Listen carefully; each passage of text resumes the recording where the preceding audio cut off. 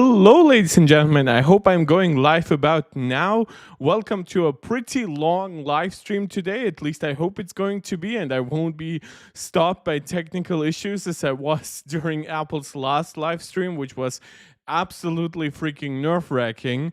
This is the longest pre-up to any Apple event we've ever done, like a full hour. Not that I think that's really necessary given how much we have covered every single rumor and how it has been developing, but I really wanted to give myself the time, properly analyze whatever is left that we haven't yet talked about. Just see if something might develop last minute. We have already gotten some extra news and stuff like that.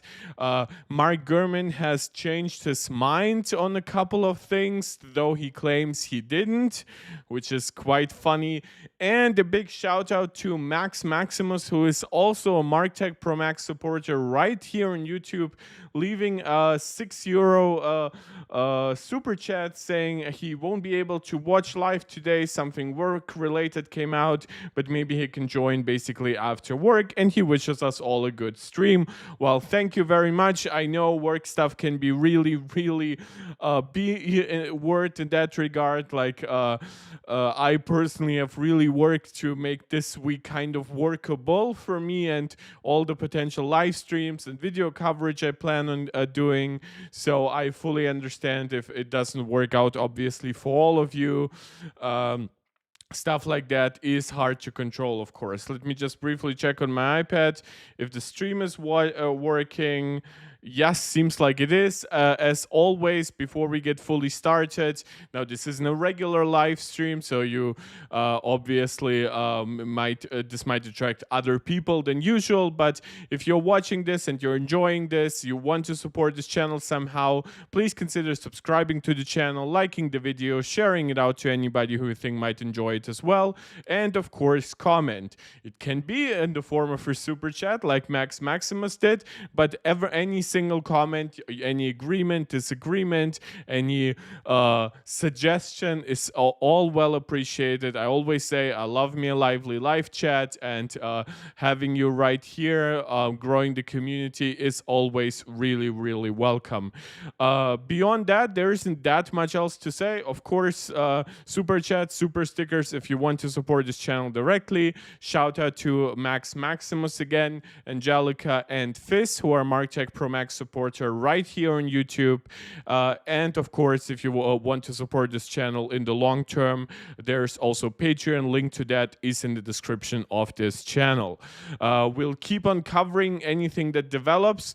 Now, I know this is an Apple-focused live stream, and I did promise you all an Apple-focused live streaming week. However, tomorrow's live stream will be 50-50. Now, I know that is horrible for audience retention, stuff like that, but I'm doing it because I am genuinely interested. This live stream will probably be demonetized because it will likely feature licensed music, but we're still gonna cover it. And Angelica, also a MarkTech Pro Max supporter, joined the chat. Welcome. Saying in German, she says hi to all of us, wishing us fun, and that she's also looking forward to what's happening today. Thank you so much. So what is happening tomorrow that isn't Apple focused? Now, obviously, the presentation for the iPhone 16, 16 Pro, whatever, is today. So tomorrow, I was planning on just giving you my more in-detail thoughts, maybe some early benchmarks leak or something like that. But there will be another event actually tomorrow. Now, it's not Apple, but as you guys know, I do cover other things on this channel from time to time, and that includes PlayStation. And tomorrow we are getting a PlayStation 5 technical presentation by Mark Cerny, who is the head engineer over at PlayStation for Sony, basically, and he will be talking to us for a little less than an hour. Wait, it's a 9-minute technical presentation. Okay. I think I might have gotten that misconstrued. This is why it's really good for me to be doing these live streams. I learn along with you. I Oh, no, I don't direct along with you guys. It's not that kind of OnlyFans live stream. I react along with you, and it's always an opportunity to learn. So it's just a 9-minute presentation. Afterwards, we are going to keep talking about Apple. I don't yet know if I will divide it into two separate live streams, or I'll just keep it as one. Or maybe I'll just do PlayStation stuff tomorrow and then focus on more Apple stuff on Wednesday or Thursday. Not like you guys will be starved, of course, for Apple content in the next couple of days and weeks. But yeah, that's about it. It's on 8 a.m. Pacific time, 11 a.m. Eastern time, or 4 p.m. British Standard Time. So for me, it is going to be at 5 p.m., which is quite good because I have an early work day tomorrow, so I'll be finished by around 3 p.m. and I'll be able to just join you guys here and to react along with you. Now, again, it is going to be demonetized, so if you want to support me to keep doing this and potentially maybe even take a little bit time off from work, do as Max Maximus did and consider supporting this channel live. Of course, if you can afford it, there is no pressure. But that's about it for the technical introductions here. Obviously, as I said, you still have a full week of me reacting to look forward to. Some of it might be trying out new content types. For now, I really like doing the live streams, but maybe I'll do like a YouTube short or something in between. But yeah, basically at least 4 videos this week, hopefully 5 or 6. That's kind of my plan, depending a little bit on if something work related might come up, which obviously Max Maximus can acknowledge, because that's what prevented him from joining us for longer than a few seconds. So let's start with the few notable changes, last minute leaks of what is not going to be happening today, or what is going to be happening differently today than we might have expected. First, it starts with the actual pricing. Now, I've done a live stream, or let's just call it as it is. All content on my channel has become live streamed. The few short videos I used to do kind of have gone to the wayside. But this is from Apple rumor Jesus himself, Mark Gurman. Mark Gurman really should do like the Deadpool meme where Deadpool says like, "I Marvel Jesus," and Mark Gurman should do that with himself and Apple rumors. So apparently iPhone 16 Pro will retain the $999 starting price. Now it's important, it's a starting price, and will get noticeable battery life improvements. Of course, we know that the 16 Pro is actually getting a disproportionately larger battery capacity increase than the Pro Max, but apparently all Pro models will be getting a nice increase in battery life. So it seems like the decent capacity increase does come along with some efficiency increases, or at least not notable efficiency decreases, because otherwise we would be looking at around the same battery life, which of course we've had in the past, right? When you think about the iPhone 11 Pro Max, which had around 4,000 milliampere hour battery, that one you could argue had better battery life than maybe something like even like the 14 Pro Max with a 4,400 milliampere hour battery, most likely because you just use those devices differently. Obviously, a 14 Pro Max will have more performance and things like that, but beyond that, you also have always on displays, potentially brighter screens, things like that, and all of that kind of basically kept battery life about the same. People say the 13 Pro Max has been kind of the battery champ.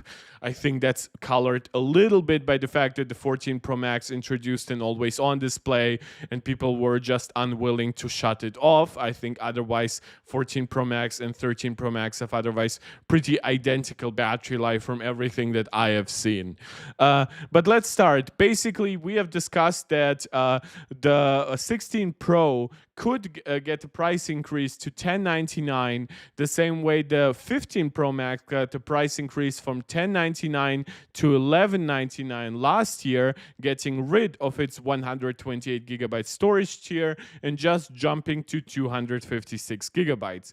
It was very natural for us to assume that the 16 Pro could follow that path.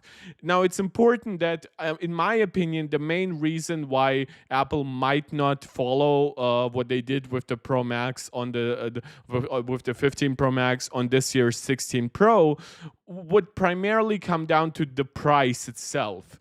It's not that, oh, it's so much better to pay $9.99 for 128 gigabytes than it is to pay $10.99 for 256.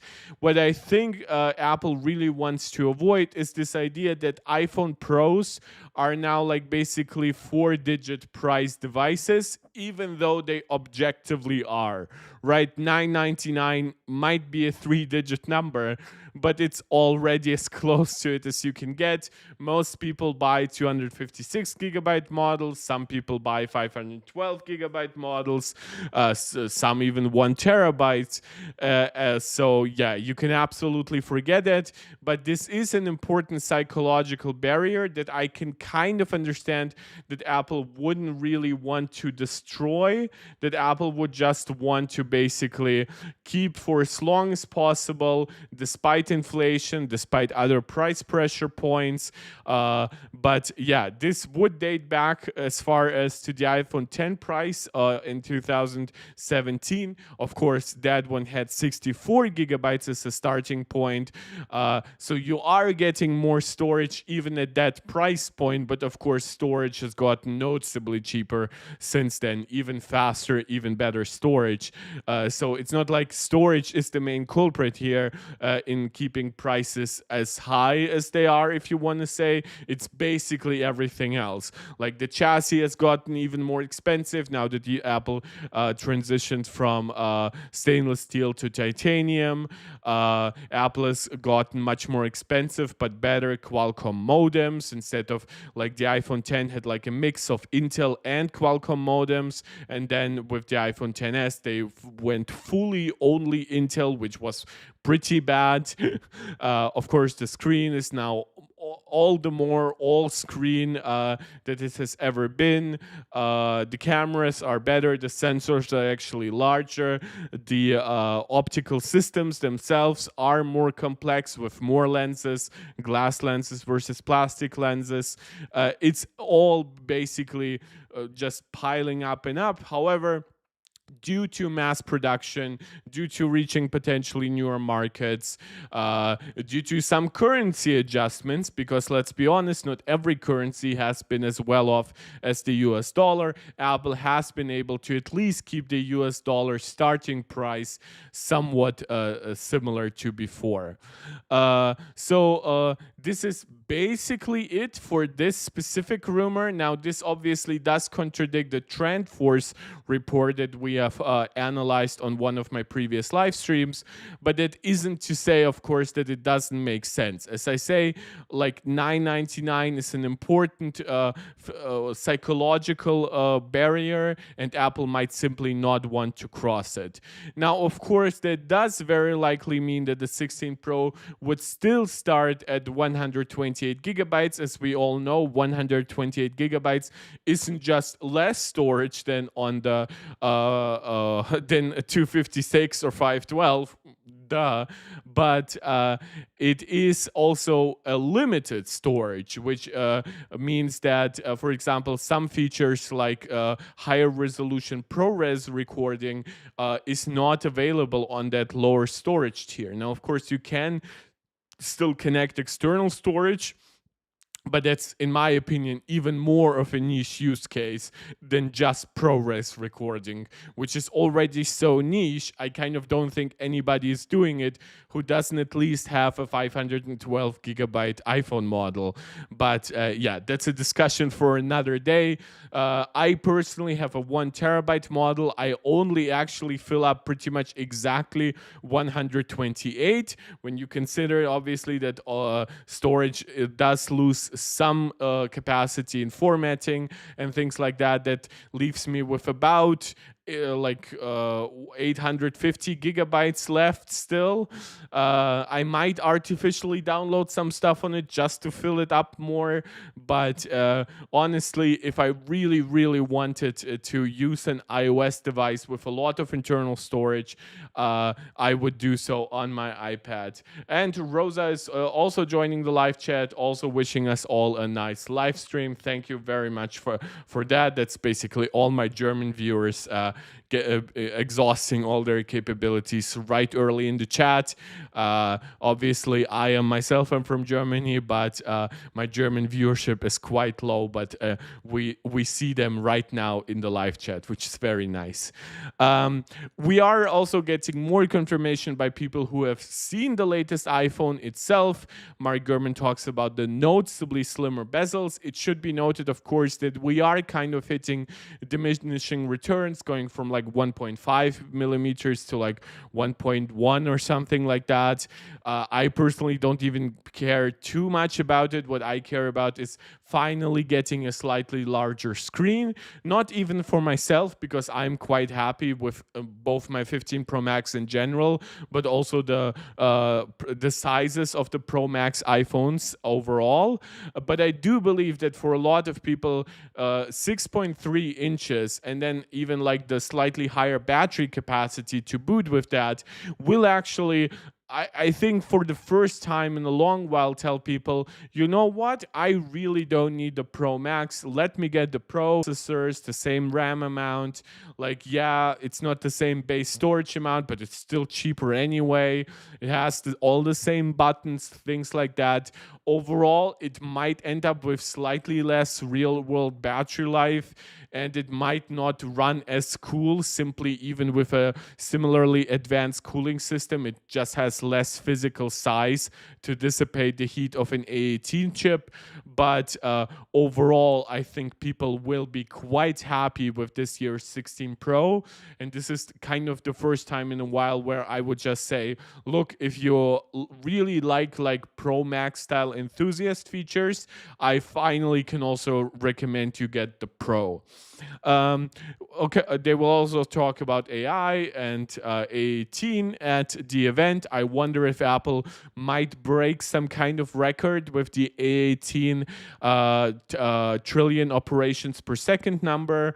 While I personally don't think it's necessary in any kind for real success, we do have like AMD talking about 50 trillion operations per second on their Strix Point NPU, not just when you combine, of course, the GPU and the CPU on top, it gets much higher. But I wonder if Apple might pull something like 52 trillion operations per second or something like that. One thing that I don't know if I missed it or if I just misconstrued it recently, but from what I understood, the capture button was to be only on the Pro models, which, given the focus of the Pros on camera, kind of made sense to me, to be honest. And I don't know if I just missed it, that it has always been for all models, because I remember rumors that it was for all models.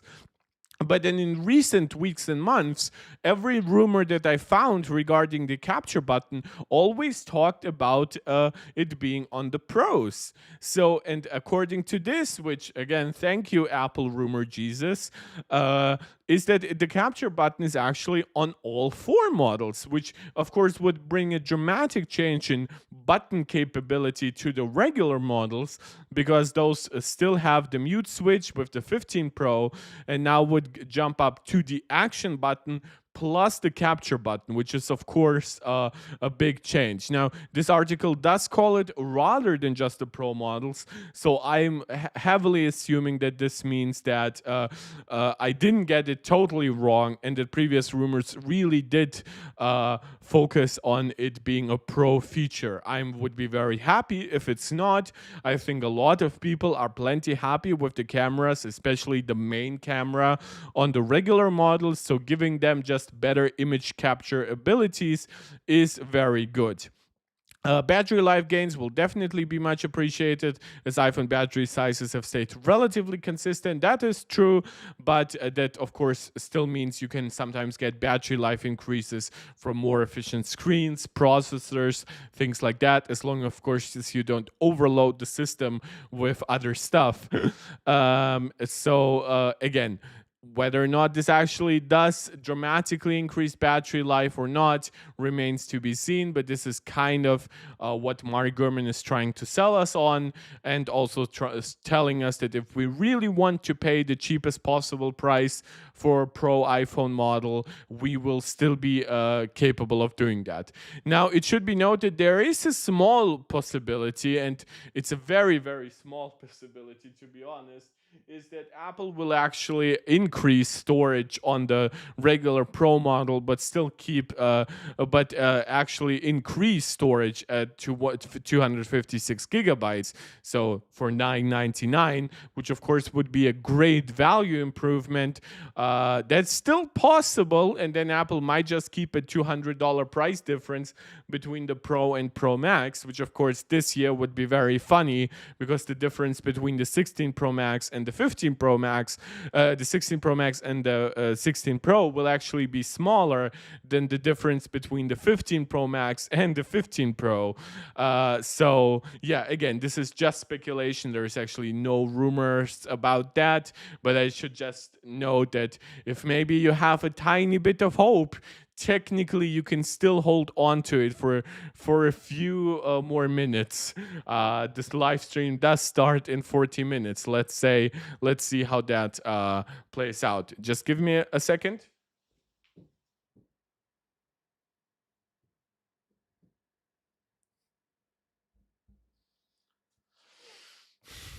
Sorry, it's incredibly humid today, like really like torturously humid weather today. Uh, so I just hope that I don't sweat too much. It's actually much cooler than it was the last couple of days and stuff, but yeah, it's definitely not a good weather for streaming.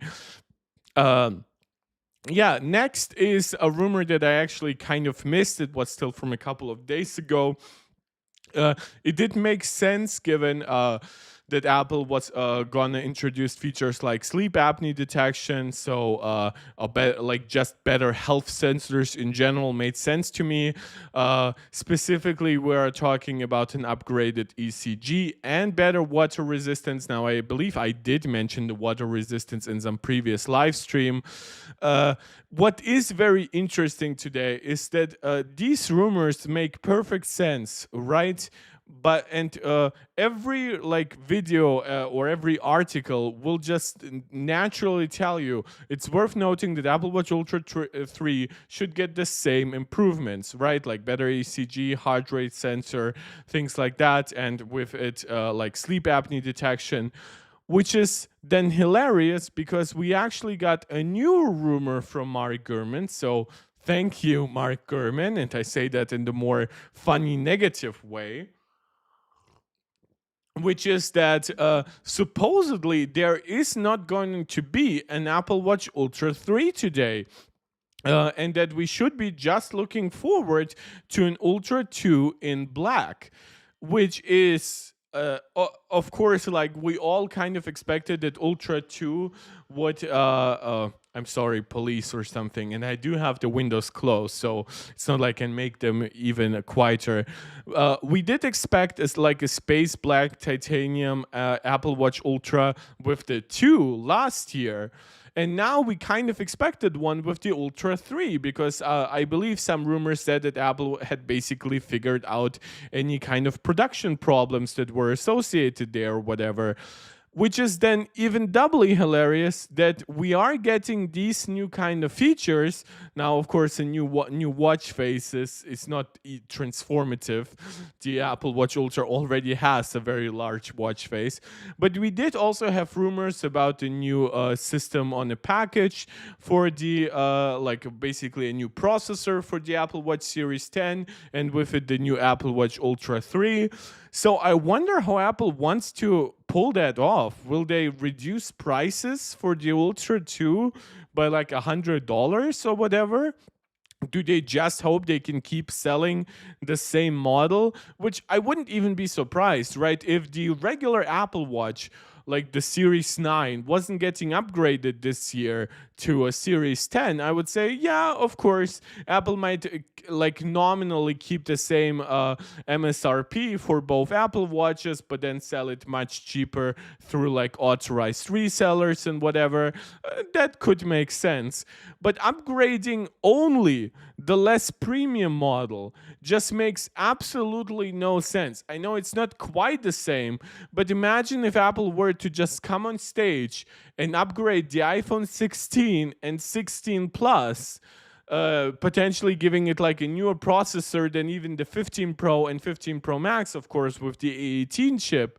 And then just say, but we are keeping the 15 Pro and 15 Pro Max. You know, those models have ProMotion. You know, those models are pretty nice. Like, yeah, we are happy with that. That to me would just be absolutely clinically insane. But apparently that might be happening like in less than an hour from now, like at this point, half an hour. And speaking about half an hour, we are about half an hour into the live stream. I want to encourage you guys again to please subscribe to the channel, like the video, share it out to anybody who you think might enjoy it as well. And please comment live. I love me a lively live chat.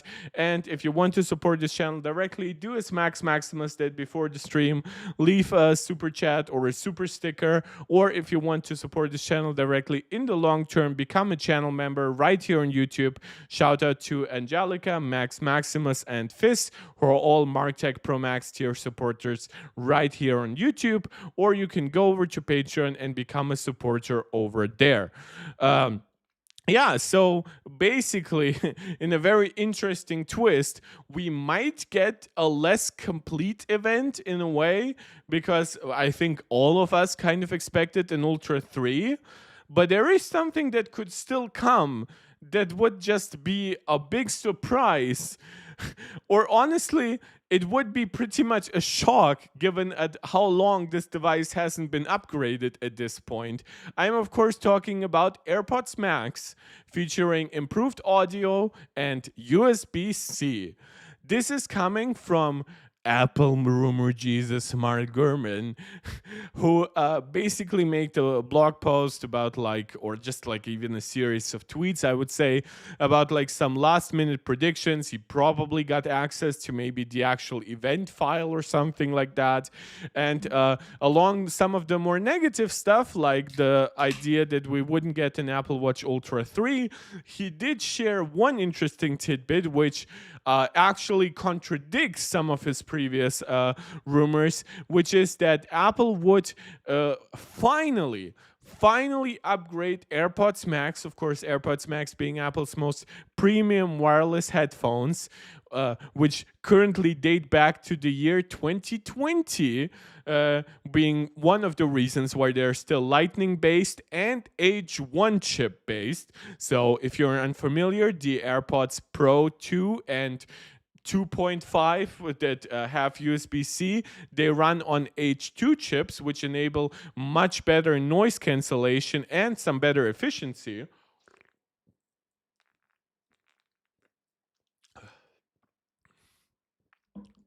While the more premium version actually still runs on an older chip, which of course it's a different design, so you cannot just say, oh, AirPods Max is like worse noise cancellation than AirPods Pro 2 and 2.5 or whatever. But by this point, it's very clear that with newer chips, slightly updated hardware in general, Apple could just keep upgrading this device and make it better. It has aged pretty well, except for Lightning, I would say. It still has, by all standards, pretty good battery life. It still competes pretty well in terms of audio quality with more premium solutions with from Sony or Bose. It still has some of the best noise cancellation, slightly dependent, of course, on the exact ambient sound you're trying to block out. But and it still has arguably the best transparency mode in any over-ear headphone. but it's just like for 549 at MSRP. Granted, you can usually get it for around 400, which does make it a lot more competitive. It's just not an interesting product currently, right? Especially as I mentioned with the limitations of like lightning and stuff like that, which is obviously not something you really want to see on a device that is being sold in at this point in the second half of 2024, soon to be quarter four 2024 even.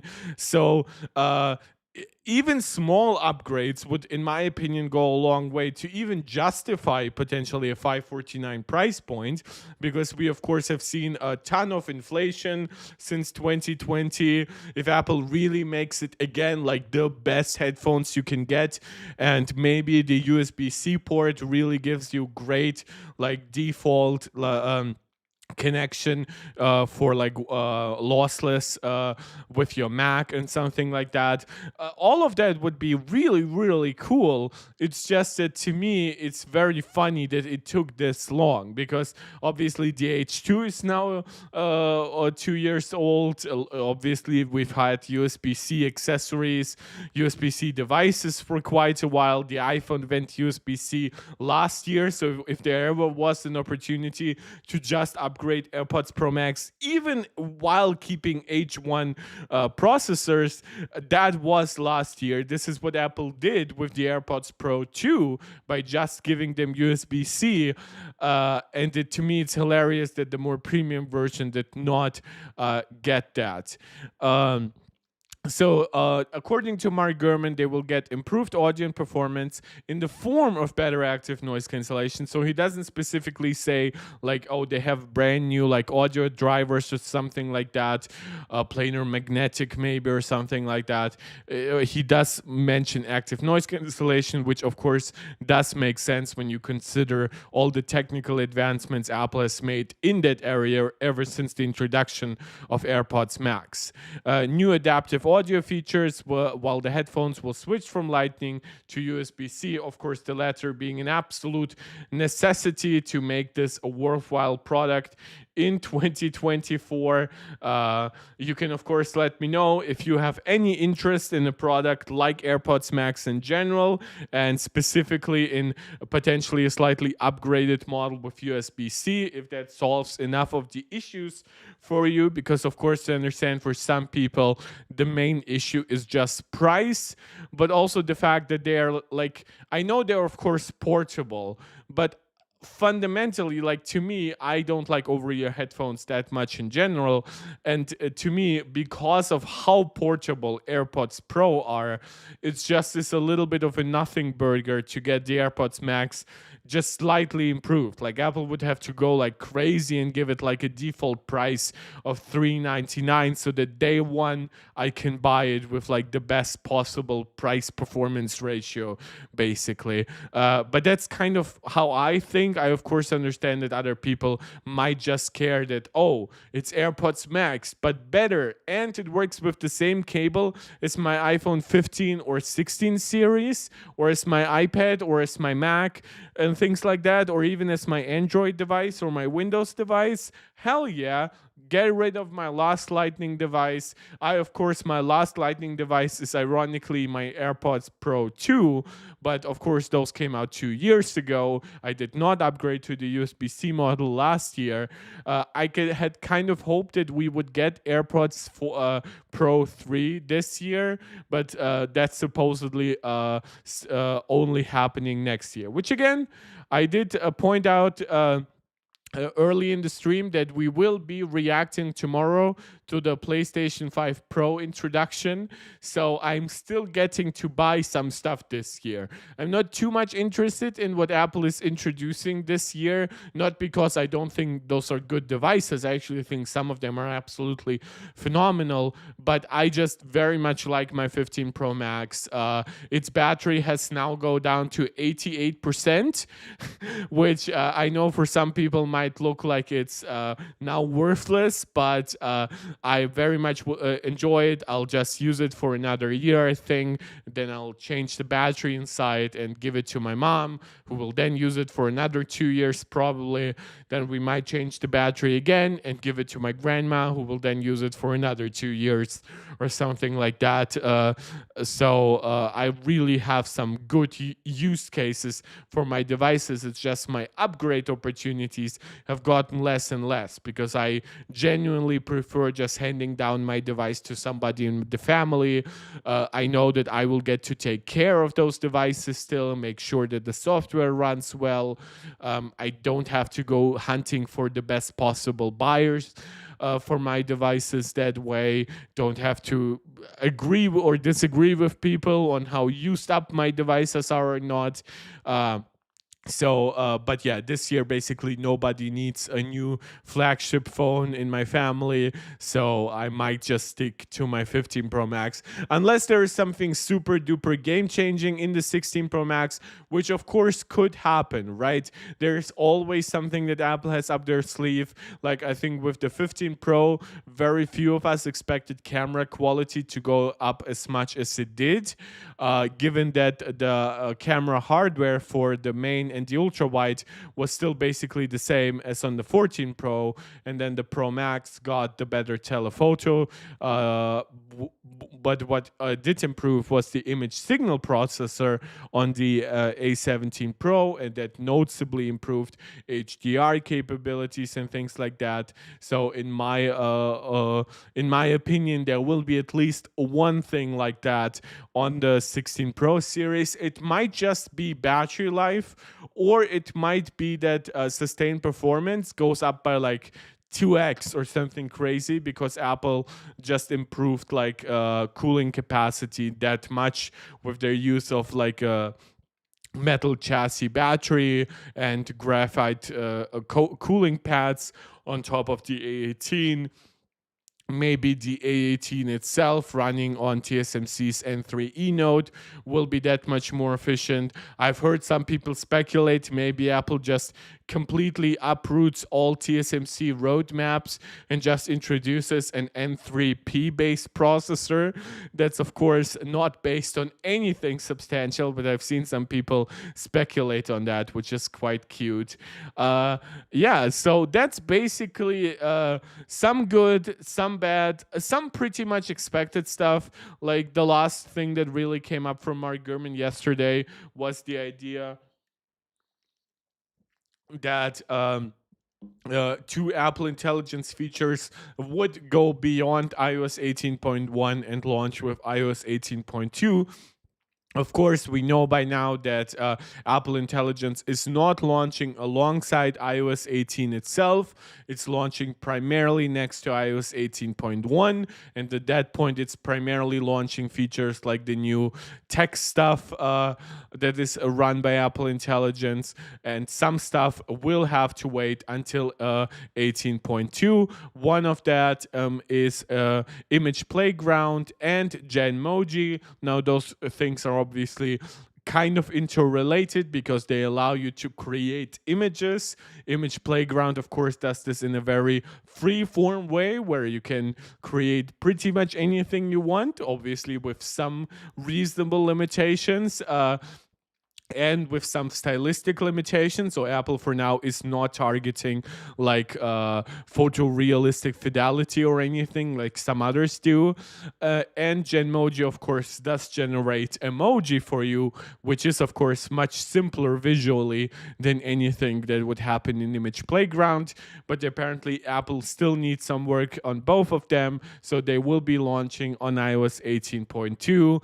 At that point, I assume that we probably would get in iOS 18.2 beta relatively quickly. We got a surprise iOS 18.1 beta relatively quickly, so maybe by the time iOS 18 launches officially, maybe we actually get an iOS 18.2 beta or something like that. Again, some stuff that I say is always speculative. It's not like I myself have deep sources inside Apple, or I myself am not Apple rumor Jesus this, unfortunately, like Mark Gurman. I'm Mark, but not Mark Gurman. Yeah, that's kind of how I would expect this to roll out. Image Playground is described as produce fun, original images in seconds with the Image Playground experience right in your apps. Create an entirely new image based on a description, suggested concepts, and even a person from your photos library. Which, yeah, this was like the example that Apple gave where, like, make my mom into a superhero, and people really disliked it for some reason. Look, I know I'm not a big fan of like AI art, but whenever AI creates stuff that you would never hire an artist for, I genuinely have less problems with it. You can easily adjust the style and make changes to match your messages thread, your freeform board, because Apple still believes that people apparently use freeform, or a slide in a keynote, which, yeah, that makes more sense to me. I myself will probably, if it ever comes to Europe, because you can work around like regional restrictions for Apple Intelligence everywhere outside of the European Union. Like, you just have to put your phone to like US English and US location, which doesn't change too much. It will still find your regular location with GPS, so it's not like it hinders like you from using maps or anything like that. But yeah, in the European Union, you still don't get any good workaround. Basically, at some point, Apple will have to make an agreement with the European Union, or just change all of Apple Intelligence until it's compliant with EU regulations, or just never bring it to the European Union, which of course would be a pretty sad thought. And Genmoji say, make a brand new Genmoji right in the keyboard to match any conversation. This is the feature I have been kind of most looking forward to. Like, this is a very simple example, but it does make sense. Smiley, relaxing, wearing cucumbers. Of course, if you are like on your spa day and there isn't like a perfect emoji for that, you can have this one where it's just relaxed. This one that is obviously like very giddy and laughing. This is Apple Intelligence to me at its best. Apple has always, in my opinion, designed the best emojis, and to now get some of that with Genmoji basically improved, which I think actually works really well, because Apple could potentially do something as basic as combining two emojis, right? And some very basic like 2D imagery, which does lend itself better, especially to on-device processing, than like super complicated, make me like a CGI, like big movie scene basically in AI.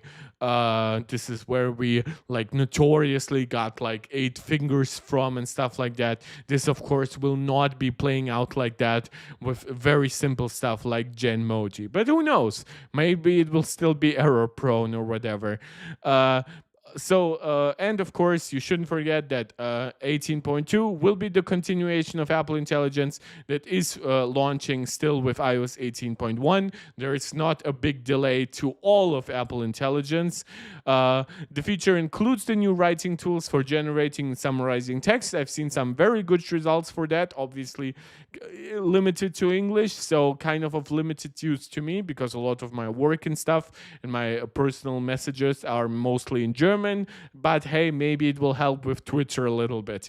Notification summaries, I've heard actually some really good stuff about that it actually works really well, does it pretty concisely, and while sure you can potentially trick it with like trick messages from like a friend, like that's not going to be real world. So it actually makes sense. And of course, it's just a tap away that you see your actual messages. So while it could get some stuff wrong, you have a very easy way to check on it. It doesn't need to be even 100% correct. It doesn't give you like super detailed summaries, because if you actually really want the details, you'll then just tap into the actual notification. In that similar vein, suggested replies in the Messages app, the ability to record and transcribe phone calls, something, of course, that I will give a shout out to Android has been possible there on both Pixel devices and Samsung devices for a little bit. A new cleanup tool in the Photos app, which has been very well rated for, especially in comparison to other on-device processing tools. It does lose against like Google's on-server solutions, but yeah, it's not running on server. But yeah, I think that's a very solid launch lineup of features. Again, the idea of Apple Intelligence to me is very much that Apple is now there and doing AI, which will hopefully also help them attract new people. And I do hope they don't like restructure all of their like internal workings so they can just focus on AI. I don't want like the next WWDC to become what basically the Google I/O was, or what like Microsoft's latest like events or press releases were, which is basically AI. I really still want Apple to focus on just the general user experience, like how the UI works, how smooth everything is, how efficient stuff is, and then fundamentally AI should be happening sort of in parallel to that. It should never come at the detriment, which is kind of what it starts feeling like to me a lot with Windows and to a degree with Android. Now, Google's AI features are ironically not as good as Microsoft's, but they do have an actual operating system that can leverage a lot of stuff. While Microsoft does have Windows, it's really hard to convince Windows users to pretty much do anything, right? They don't use like Microsoft storefront. They just go to Steam. They don't really like use they didn't use like Cortana or something like that a lot. So I don't know if Microsoft can actually find a lot of customers for that on Windows itself. But it's ironic. The state of AI to me is really, really funny, really convoluted right now, and I just hope that it gets better and it gets a lot cleaner going forward. Now, of course, to anybody who wants to buy a phone that is launching today, both iPhone 16 and 16 Pro, which in this case means the families, which means iPhone 16, 16 Plus, 16 Pro, and 16 Pro Max, they will all be capable of Apple Intelligence. Supposedly, even the next iPhone SE coming sometime next year will also be Apple Intelligence compliant. But of course, if you have an iPhone 15 Pro or Pro Max like I do, you will still get Apple Intelligence. Unless, of course, you are like me and you live in the European Union.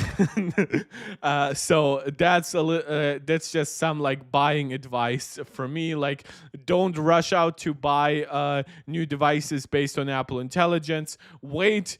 For one, it's not even launching with iOS 18. Not everything is even launching with iOS 18.1. We've, of course, heard that some stuff like a completely redesigned Siri will even be up for like February, March, April release next year. So there's stuff like that. There's obviously some limitations here. But in my opinion, it's a solid roadmap. Definitely a lot to look forward to if you follow like channels like Zolotech, who do like beta analysis, iOS beta analysis, because at that point you will see a lot of coverage with iOS 18 as it gets to iOS 18.1, 0.2, 0.3, 0.4. And as I've always said on this channel, is I don't expect iOS, like Apple Intelligence, to hit its full thrive basically until iOS 20. Like, while I think that iOS 18 and 19 will be pretty great, I think by the time we hit iOS 20, and Apple has like a full like 2 years of not just, of course, working on it in the background, because that has been happening for a long time, even at this point. But I do believe that having actual shippable products that people can touch, people can analyze, people can compare and contrast, and people can tell Apple, I like this feature, please improve on this feature, right? It's similar to the original Apple Watch, where Apple has had good ideas across fitness, even health, but then they had some bizarre ideas on like how messaging should work, like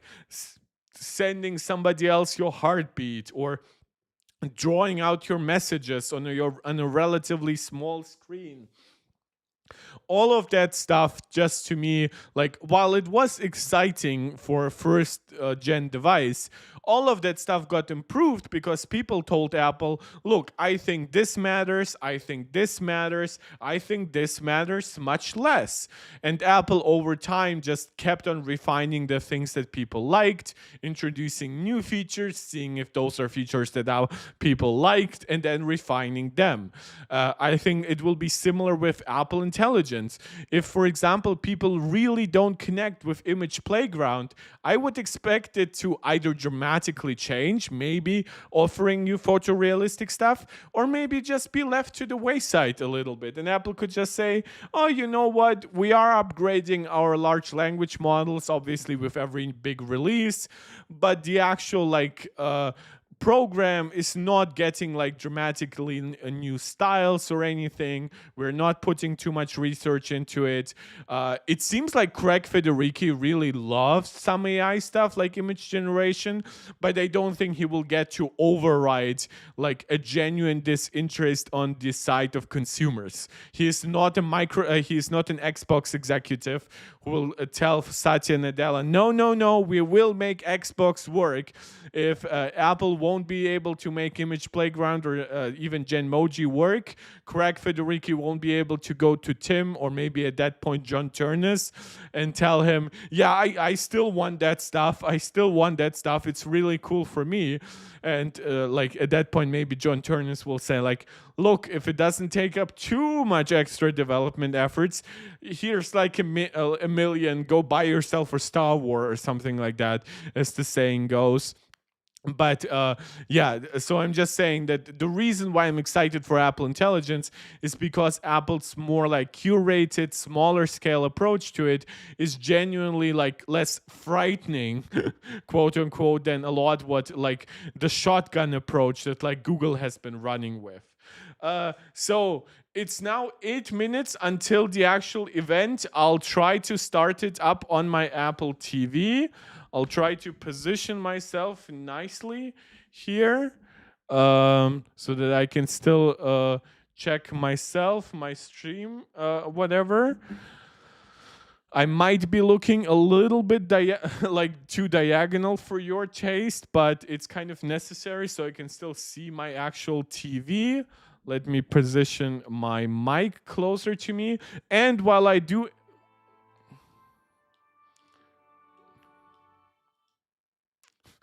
I hope that wasn't enough to get the stream demonetized. But yeah, I have been rewatching the Lord of the Rings trilogy, if you couldn't hear. And while I do so, please consider... doing all the YouTube jazz, liking the video, subscribing to the channel, commenting, and of course sharing out the video. And if you want to support the channel directly, do so with a super chat or super sticker while I quickly connect myself to my Apple TV. No, I didn't want to start my PlayStation. What the actual... Oh, Jesus Christ, tech. This is the problem with some of newer stuff. It's so automated. Like, it just thought that because I turned on my TV, I did want to turn on my PlayStation as well, which isn't the worst idea it could have. But right now, I don't want anything running in the background, potentially eating up internet. So I'll just connect it to here. Let's go to... I think I watch it on YouTube. YouTube at least like does change quality so it doesn't lose connection or anything. And I'll just connect to my AirPods so they don't get... No, I don't want my MacBook Pro. Where are my AirPods? I threw them out of my... Jesus Christ. You can make fun of me in the chat if you want to. Audio. Wait, where are my AirPods?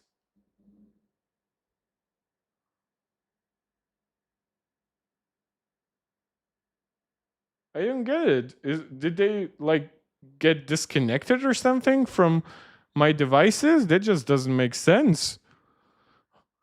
I mean, in the worst case, I'll just watch it on my iPad, which is just next to me, and obviously it's easy to connect to that.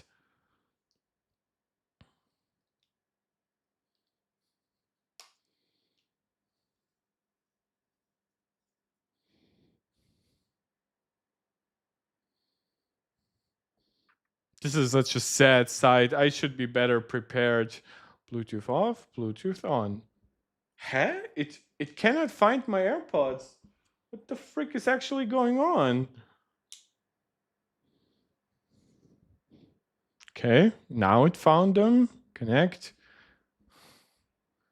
Okay, it seems like telling my Mac to forget it, which I didn't want it to automatically connect and potentially steal like my connection from my Apple TV. Like it seems like that deletes it from all your devices. That's kind of bad design in my opinion. It should be more manual than that, or it just gets super complicated. Now I would be able to.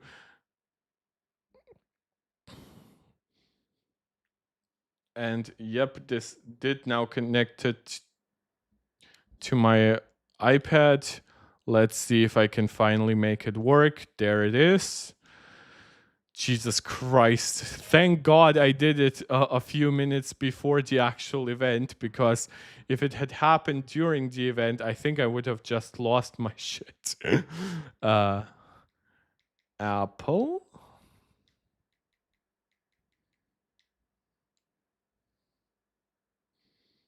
Apple US? What the? I just want the actual Apple channel.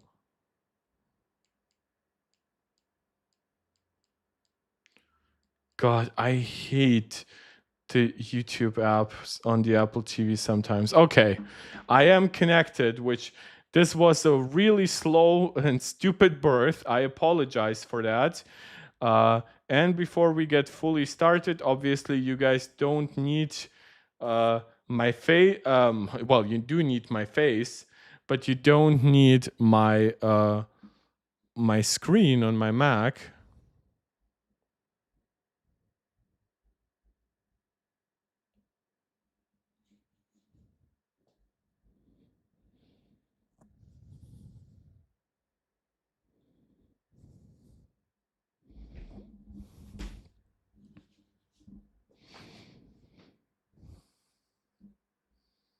What my No, my Mac just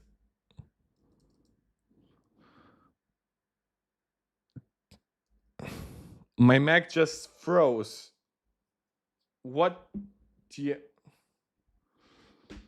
But you can still see me, right?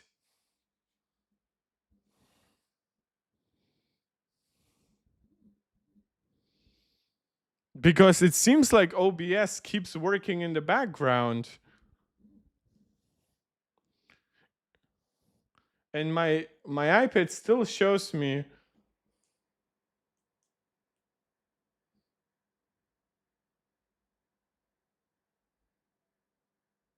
I'll just briefly check myself on my iPad. Okay. So, okay, now my Mac unfroze. That's really good. I think I would have just jumped off a cliff or something. Yep, and it now all works.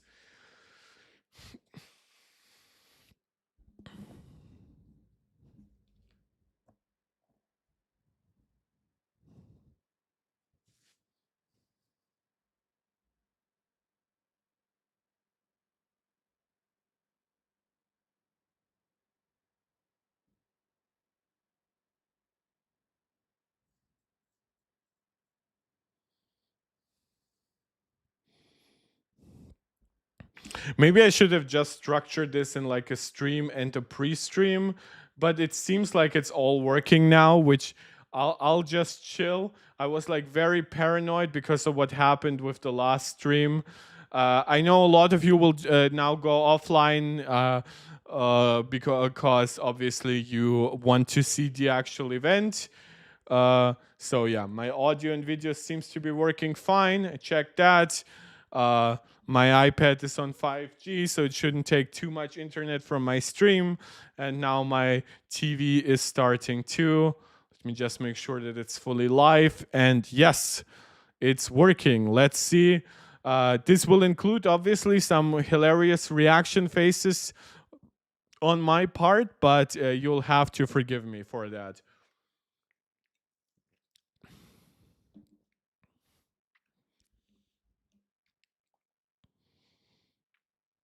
Okay, it starts.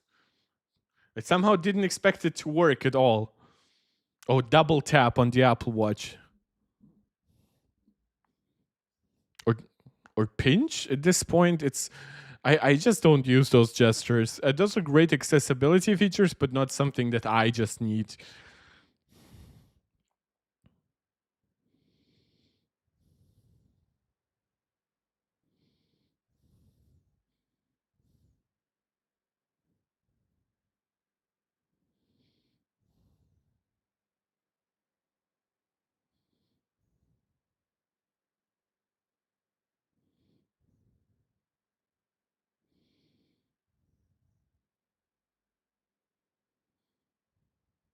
Okay, some accessibility focused stuff. I like that.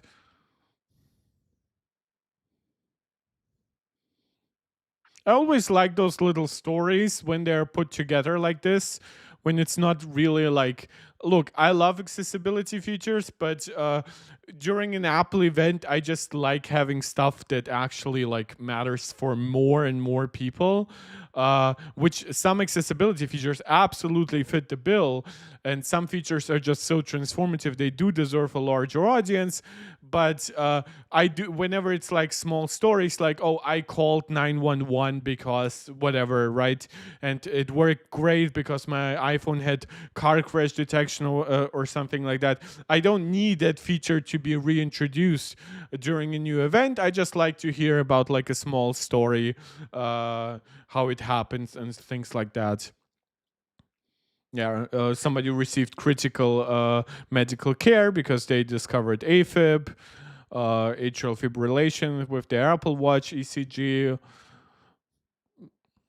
People use Fitness Plus for their health, which, yeah, of course, but you can also use other fitness and stuff.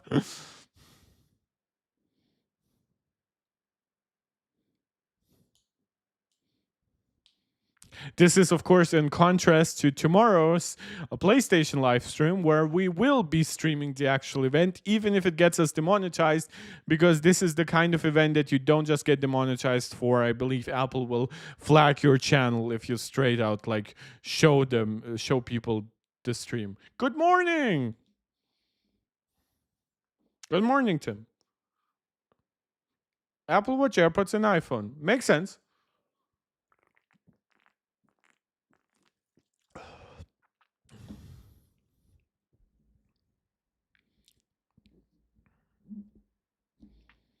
Yes, they do. Powerful and intuitive.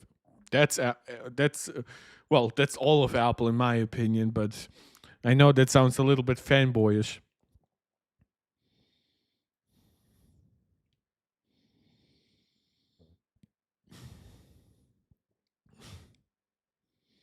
They're starting with Apple Intelligence.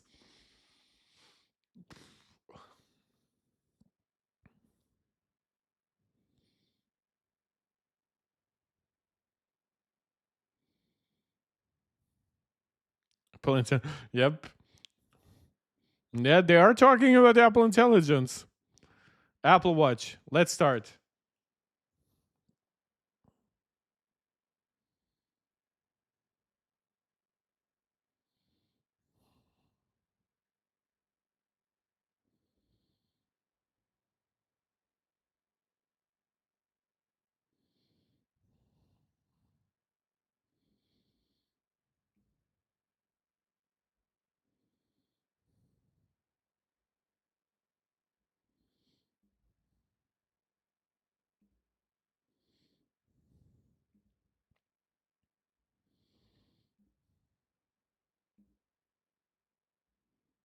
Oh my god, there are 2 million people watching the Apple event.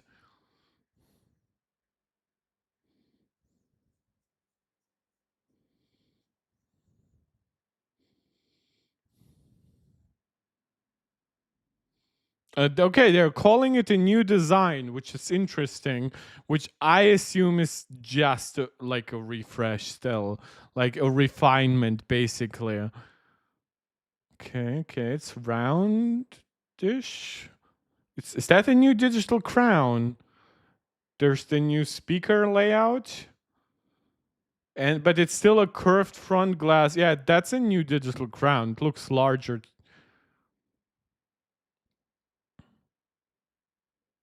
They're showing a heart, which could mean, well, no. Oh, and they showed the new diving app, which could mean that the rumors were true that it would be like more water resistant. I mean, that's not really a new design, Apple.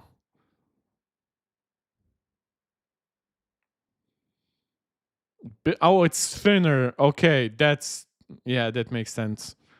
Which I actually would say, I know that a lot of people criticize Apple for like their refound like thinness focus. On the Apple Watch, it's kind of necessary.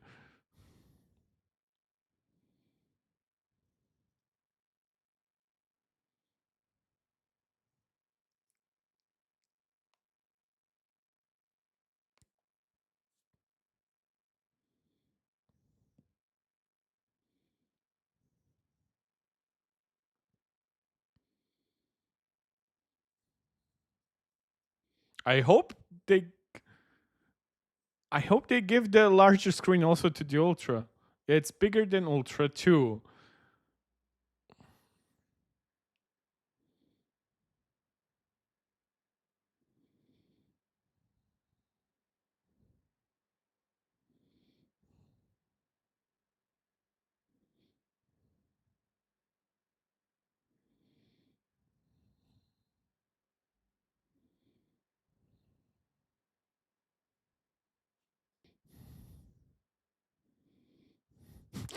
I love that the original front page tech rumors focused on Apple Watch being like e- like hard edged, and Apple just keeps making its software every year.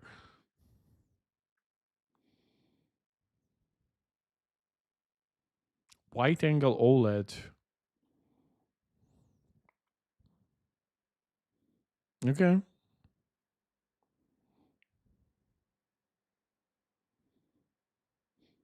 Man, it would be really weird if they don't make an Ultra 3.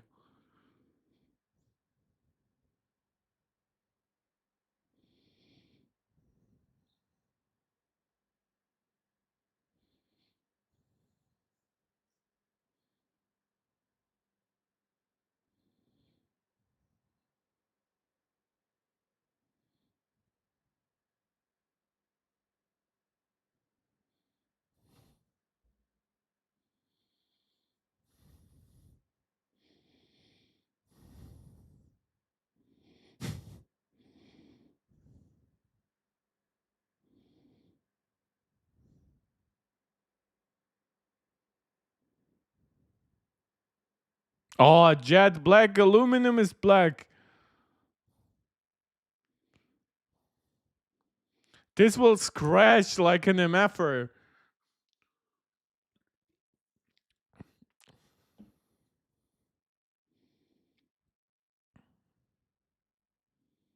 Nice. A lot of people will love the reflective design, but okay.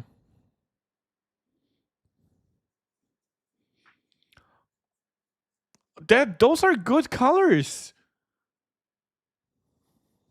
Those are not too many colors though.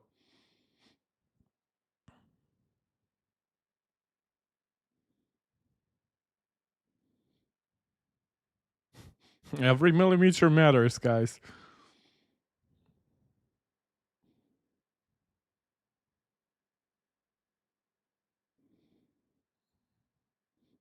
Okay, 10% thinner is not too crazy.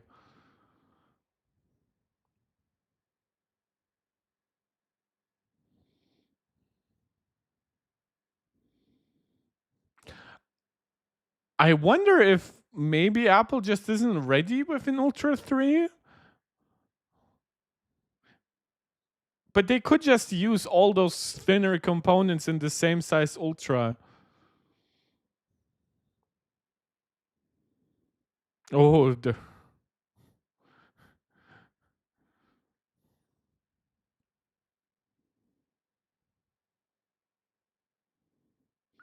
it's 46 millimeters. Interesting. New size. We thought it would be 45 and 49. 50-meter water resistance.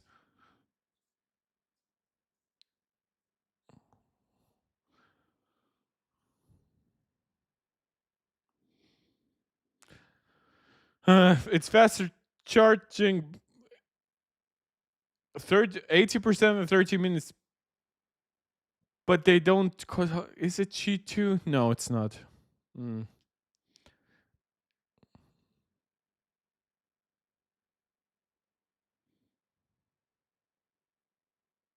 Aluminum 10% lighter and stainless steel. What? Polished titanium. Oh my god. They got rid of stainless steel for titanium. They're doing what they did on the iPhone Pros. This will work out well. This will sell well. And they polished the titanium. Oh my god, this is. Oh my god, those are the colors of the upcoming iPhone. And they have a titanium Milanese loop. I might buy myself a Milanese loop titanium.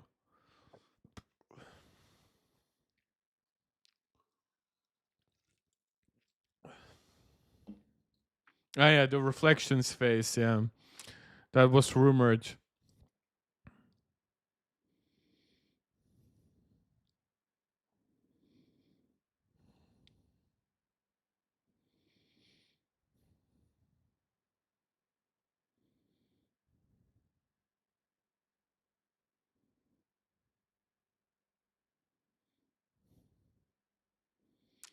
Oh my god, I'm slightly worried they might actually not upgrade the Ultra. Which would, of course, make my Ultra 2 a phenomenal investment, but.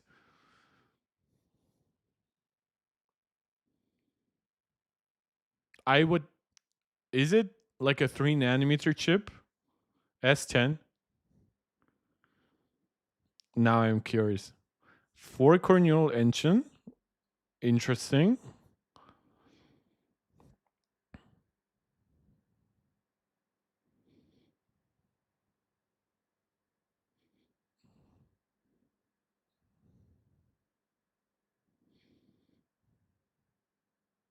Okay. It's interesting. So Apple is basically saying that neural engine on Apple Watch does different stuff than the neural engine on your iPhone, which makes sense.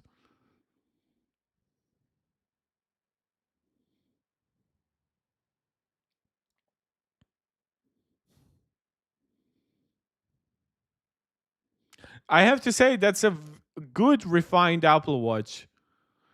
It it does though seem like there won't be an Ultra.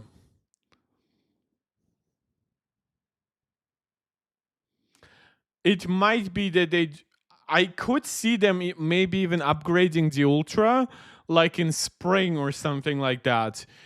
And Apple could basically say like, look, we took the same chips, some of the upgraded components, but we're putting it now in a larger device. Took us a little bit. Yeah, they're jumping to WatchOS 11 and Apple Intelligence for basically Apple Watch in a way. Yeah, they would have talked about Ultra 2 before that.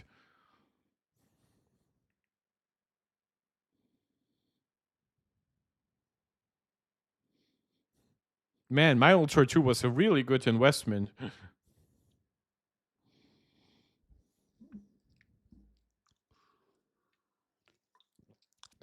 Let me know, guys, what you like here, what you dislike.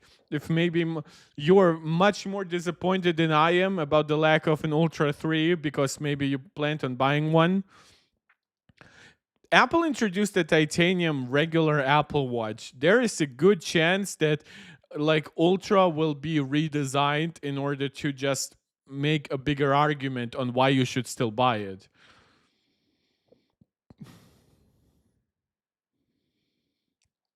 This is sleep apnea detection. Yeah.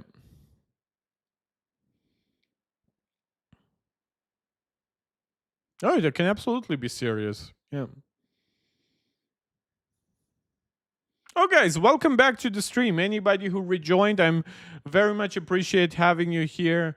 Let me know how hyped you are or not.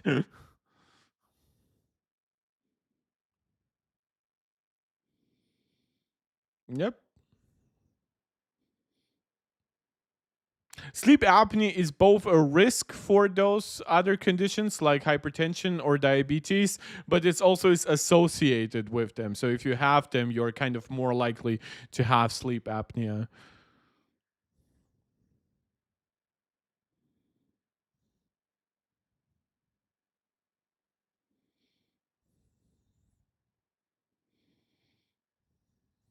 They are saying the Apple Watch analyzes it, so that's interesting. So it doesn't seem to be driven by iPhone.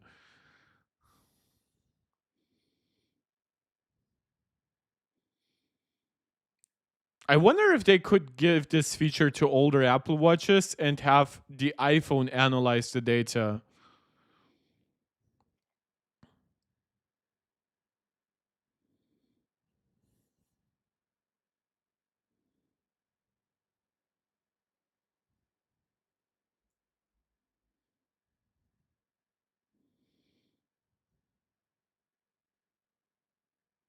I love this woman. Like, I think like she's an MD. She presents incredibly well. Like, it's a rare combination to have everything you would want in like a tech exec who actually knows what she's saying and that presents it well.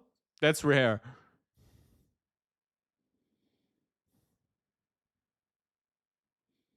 I wonder how long the event is going to be. I would bet like an hour and 15 or 20 minutes.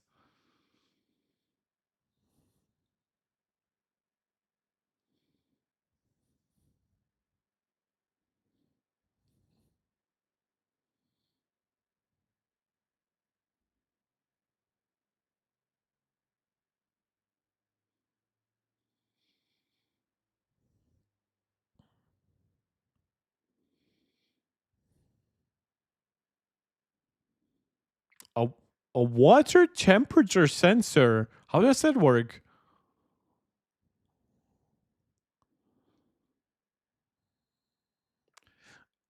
It's interesting that the way Apple shows it off with like the bezels like fully 2D, even though they are not, they are curved.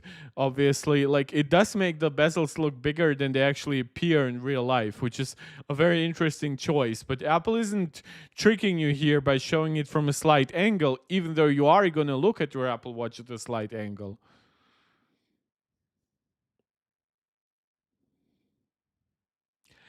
I honestly believe that the Apple Watch Ultra might have been a little bit like the iMac Pro, and Apple just wanted to give like people like similar how the iMac Pro gave you a lot more performance. Apple was like, look, if you want more battery life, here's like a much thicker Apple Watch. And while we're at it, it's very durable for like hiking and shit. Uh, but now they're introducing a lot of that for the regular Apple Watch. Regular Apple Watch is now titanium. The regular Apple Watch, while it might not have the same battery life, it will have faster charging.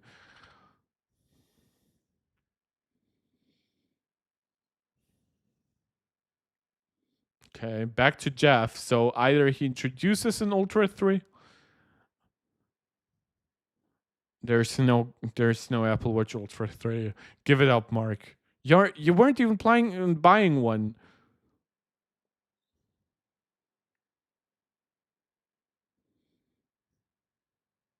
Up to 18 hours of battery life. So Apple does not focus on increasing battery life in the same thickness. They wanted to make it thinner.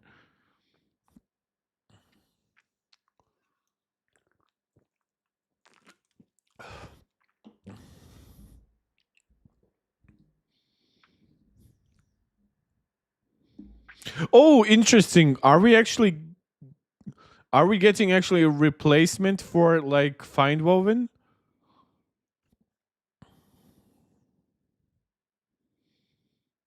Okay, same price.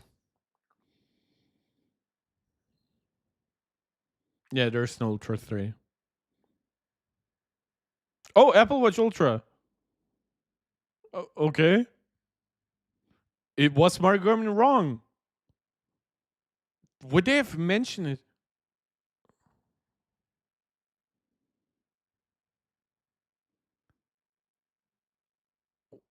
I I I'm so confused. Why mention it if not upgrade? Why not upgrade?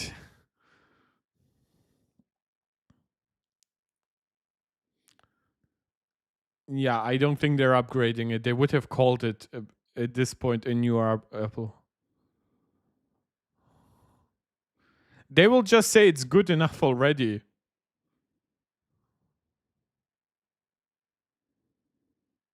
But like, would you really want to buy an Apple Watch that's like missing a new health feature?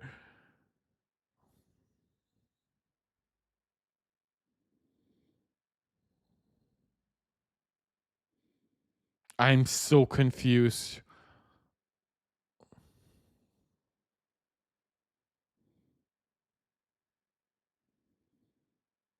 They will just say, "Oh, Ultra doesn't suck balls. Please still buy it while we quickly get you an Apple Watch Ultra 3 ready."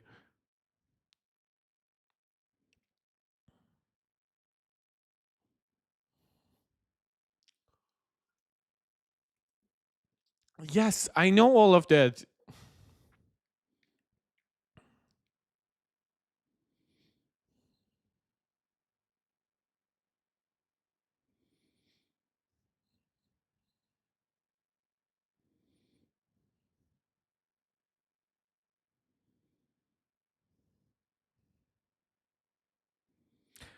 I think they might have just invested so much in like logistics for the Apple Watch Ultra, they aren't willing to like get new stuff.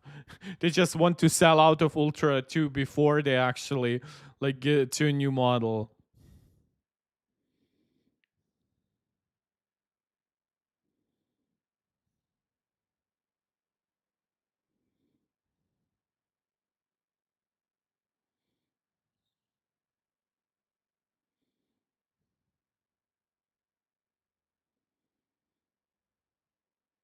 Oh my god, Mark Gurman was correct. It's a black Apple Watch Ultra 2.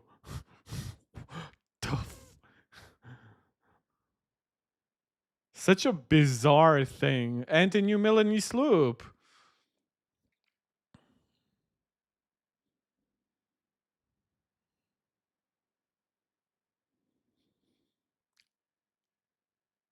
Satin black.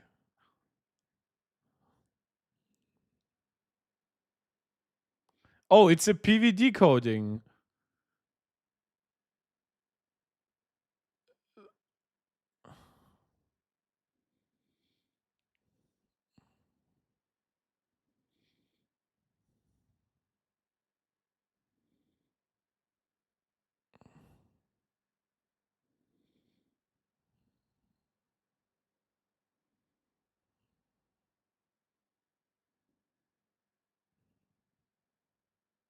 I wonder what it costs.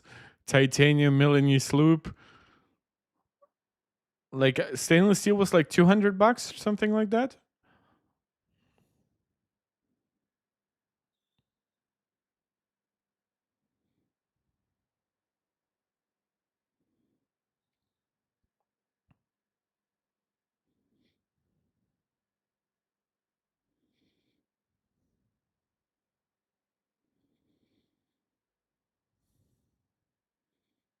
Hmm.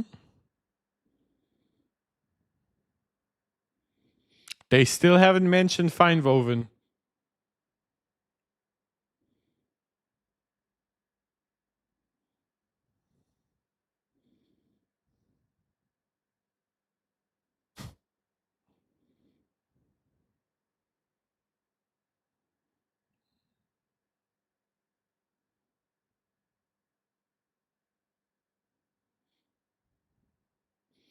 Yep, I think they really probably just failed to make an Ultra 3 on time.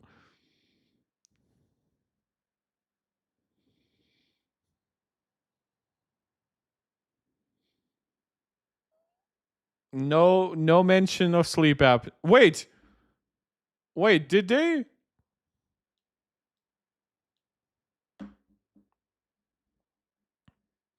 Let me just.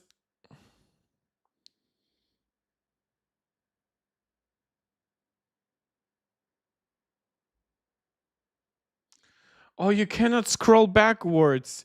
I believe they said it has sleep apnea detection. Because that would obviously just say, oh yeah, it has a less efficient chip, but it combines it with a much larger battery.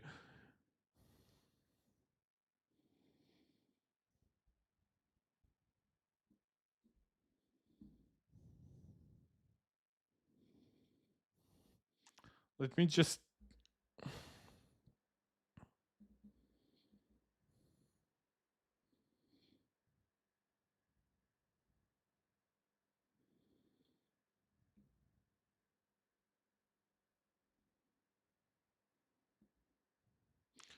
Yes, Apple Watch. Thank you, Vadim from MaxTech, for posting this. The Apple Watch Ultra 2 has sleep apnea detection.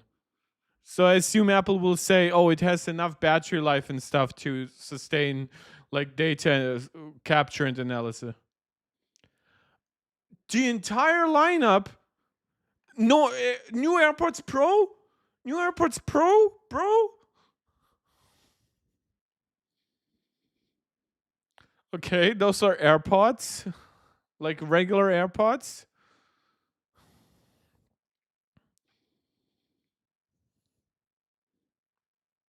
Looks like a smaller case.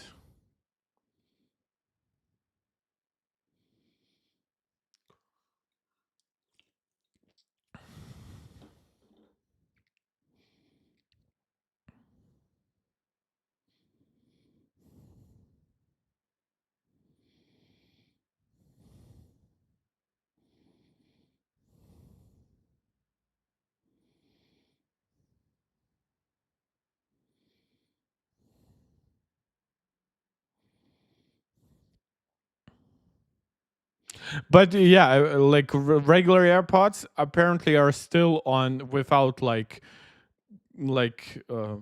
plastic whatever ear tips or what would you call it?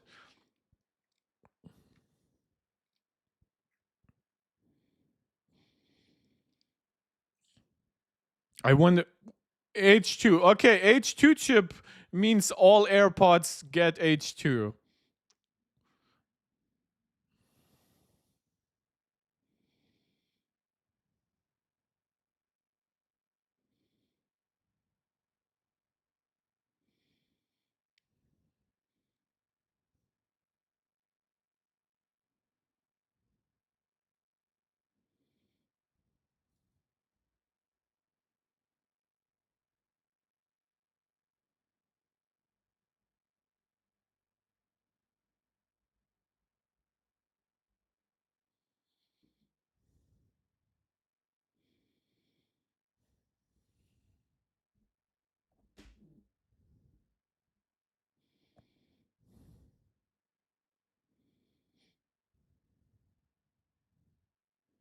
Okay, they are giving AirPods now a lot of the Pro features with H2.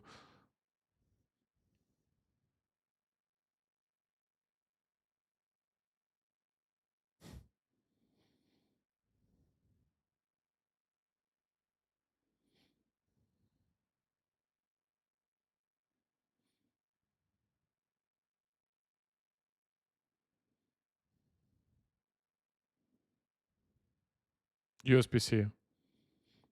Yeah.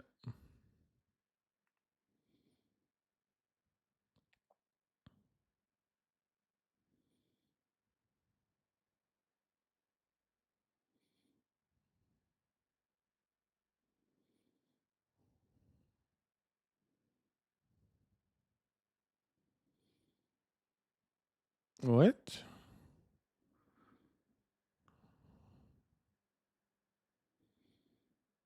Okay. Okay, so that's the hardware difference, I guess, between those.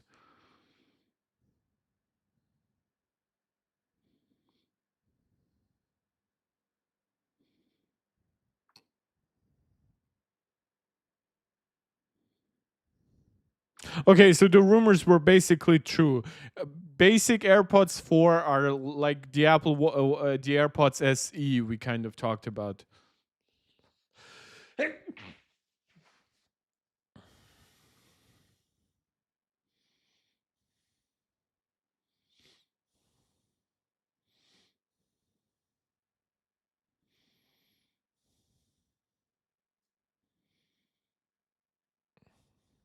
I wonder what the price difference will be.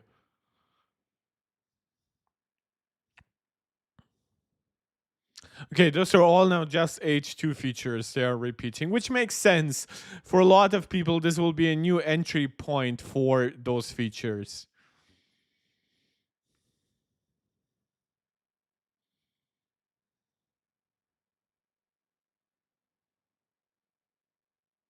Oh, so the cheapest one doesn't have wireless charging and no active noise cancellation.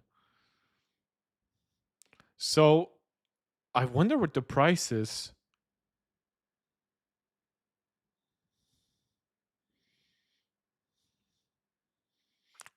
It does make the lineup a little bit confusing though, but I mean, if the price difference is good,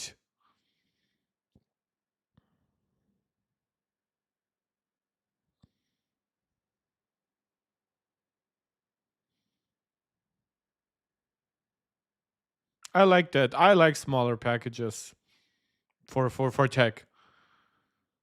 129 and 179. Yeah, I think that's a worthwhile price difference.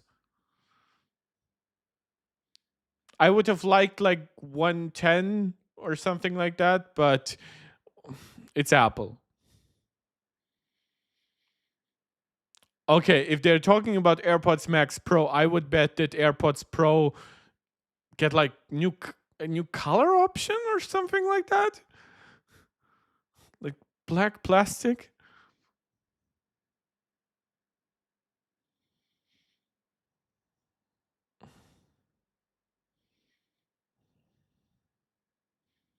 Okay.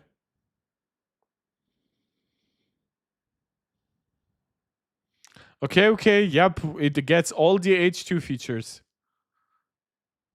Ooh, 549. Wait, did they mention wait, what about H2 chips?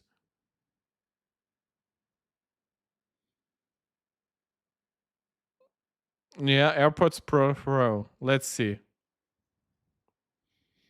Ear tips. It's called ear tips. I don't know why I doubted that.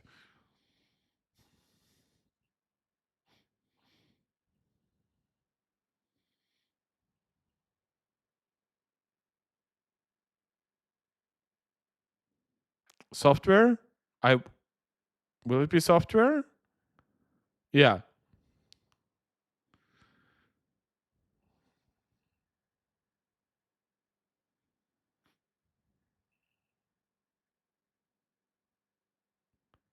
Okay, so it's not the new model. It's more software features, which I guess that makes my Ultra 2 and my AirPods Pro 2 just such good investments.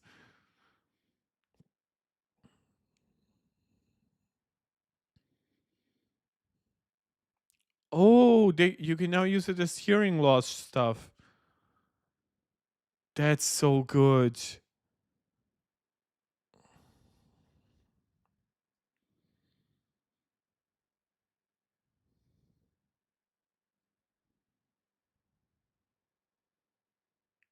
She's correct on all of that.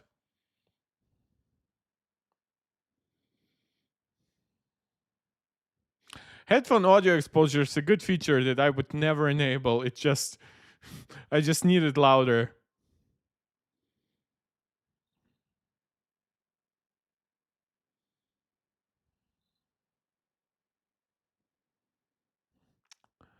It's funny how Ultra 2 and what and AirPods Pro 2 are like such no-brainer devices, and those are the ones not getting upgraded. I wonder if Apple just wants to sell a few other models finally. And they probably made a lot of them giving the positive response and now want to sell out of those.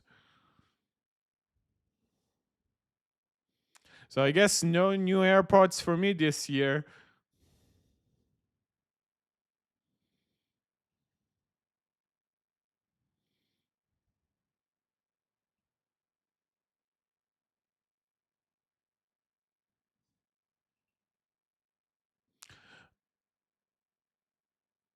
Okay. Hearing protection is actually pretty cool for some environments. I already used my AirPods a little bit like that. I have a mytinitis that really helped, is completely gone in loud environments, which is what causes it a tiny bit with AirPods. So I often have like at least one AirPod in during concerts or whatever. And now this is perfect.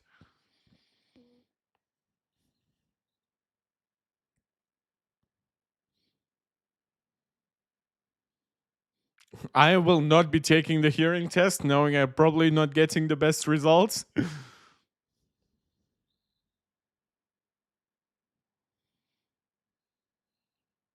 Oh right, they still have so much data from those fucking studies they have.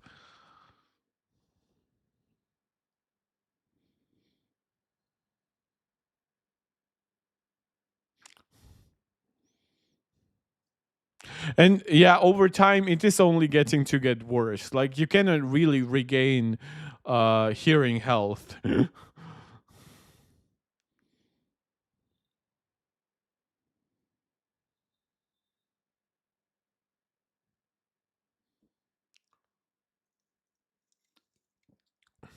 If Apple is gonna strike against like the medical accessory industry with like making this like a hearing aid device.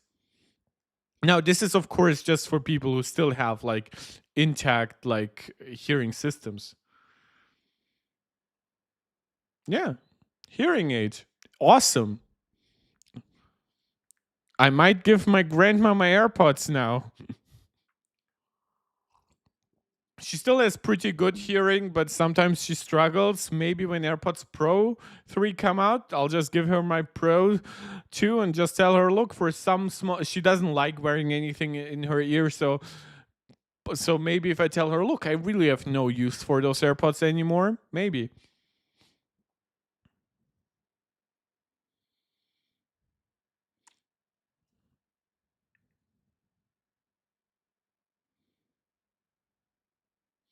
I guess this could also like work a tiny bit with like neural engine stuff.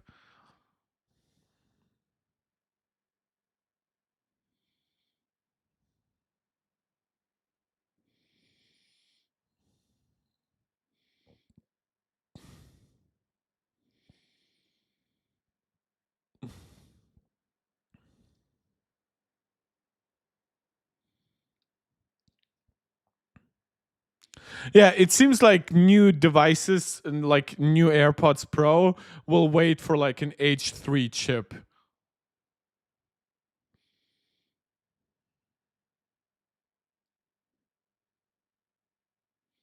Yeah, and it probably wouldn't have looked too good in launching AirPods Pro 3 while all those features are still not validated.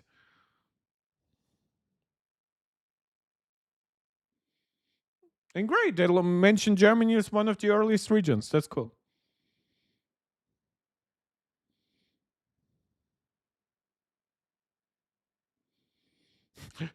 Guess I'm happier than ever with my Apple Watch Ultra 2 and my AirPods Pro 2.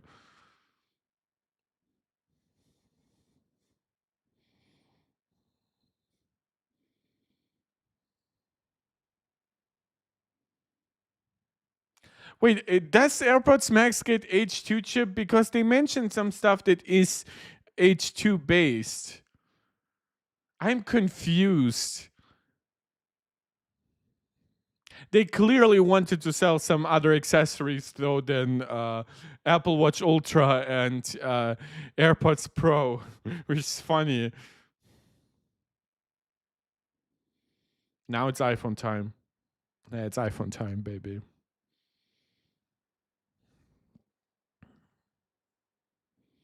I wonder if the colors are the new stainless steel, are the new titanium colors of the regular Apple Watch.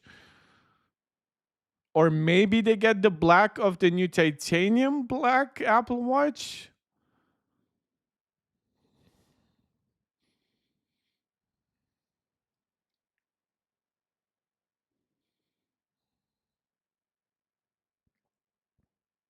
But like AirPods Pro 2, just a small shout out to just how much they have improved a single accessory with so many software features. It's just amazing. This is where Apple Silicon really shines. New iPhone. This is the new iPhone 16, the regular one.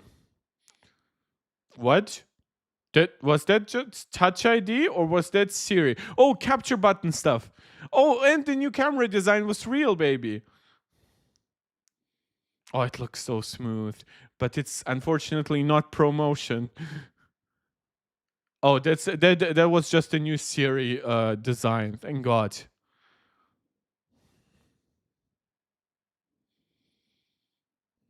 Man, there have a lot of people like for these individual announcements. That's quite interesting. Like they have done that for quite a few years, but I don't think I recognize every single one of them. So some stuff has moved around.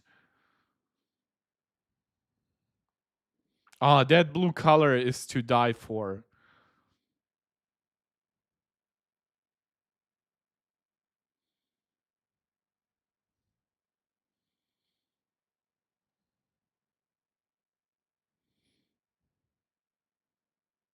Ooh, it's still color infused glass, but just much richer. Nice.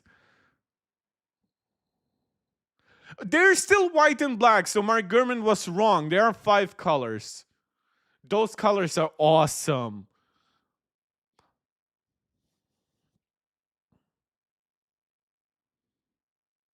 Okay. It's interesting they don't call it like Ceramic Shield 2. I wonder if it scratches easy, if it's that tough though.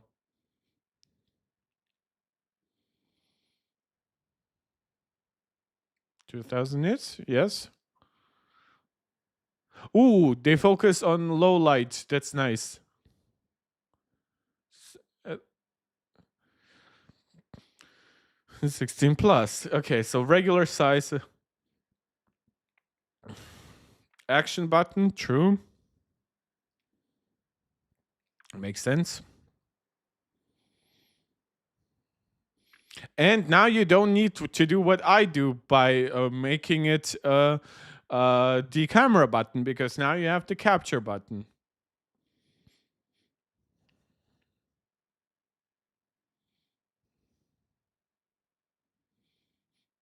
Nice.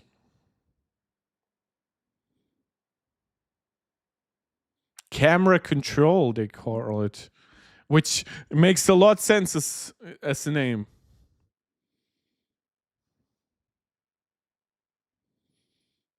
That's so good. I hope they get rid of millimeter wave and just use whatever extra space they have for features like that.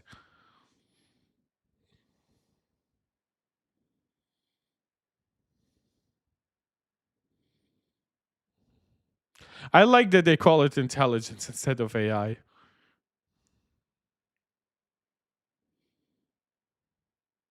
A18. Talk about A18.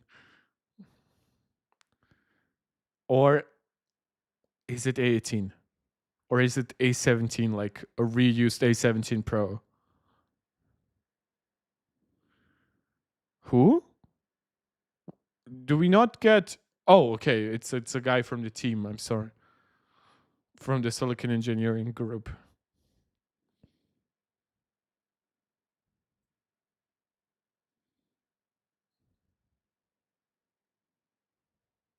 Oh, it needs memory. Okay, yeah. In comparison to the 15 plus, that makes sense.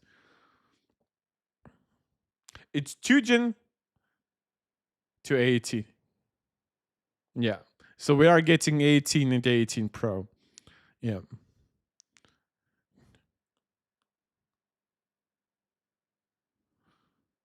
Okay.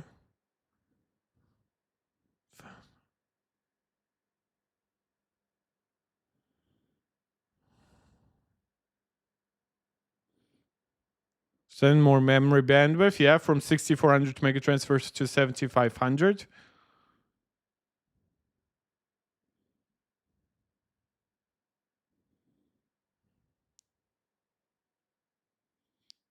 Second generation 3 nanometer and 3, just like M4. They say it's smaller transistors, which interesting because that's not how N3 6-core CPU. No change there. Okay. How much faster? They didn't. Okay.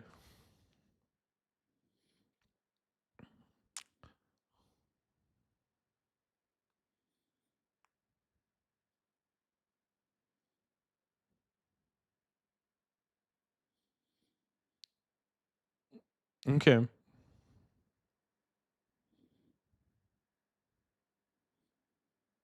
Okay. Okay. Faster than competition. Those are fighting words.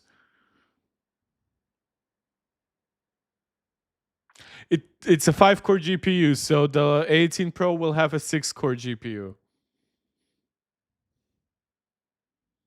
40% faster than A16, uh, which means that A18 Pro will likely be 30% faster than A17 Pro. A lot more energy efficient stuff here. That I guess that explains the rumor that the 16 Plus would have a smaller battery.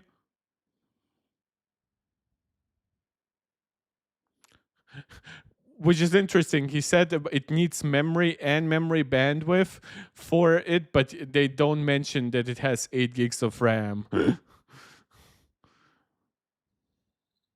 What? What's happening? Why is Craig what's Craig doing in what is it? Italy?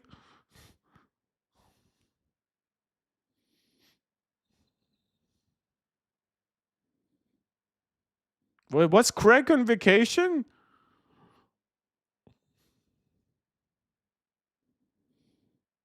It's it. They didn't give a trillion operations per second number.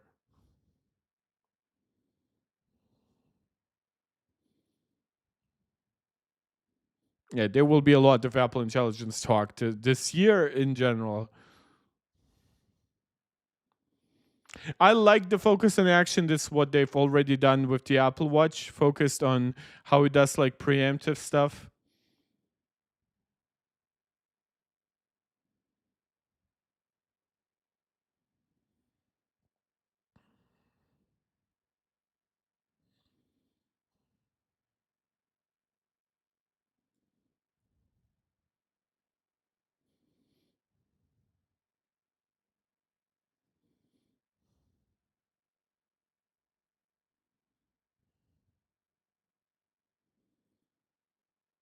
Okay, private cloud compute.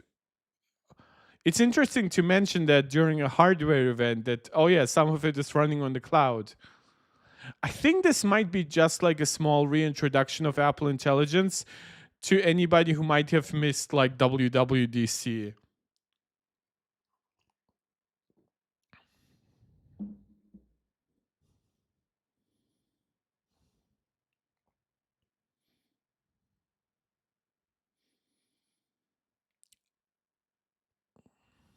Yeah, this is just a small like TLDR.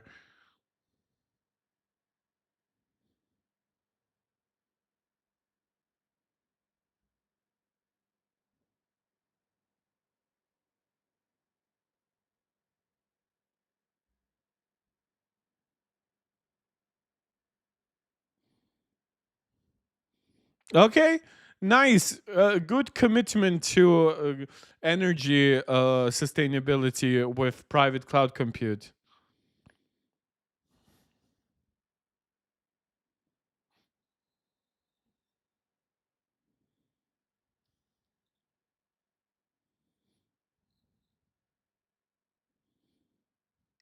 I don't like though that Apple Intelligence is mentioned before hardware, like camera hardware changes or something like that.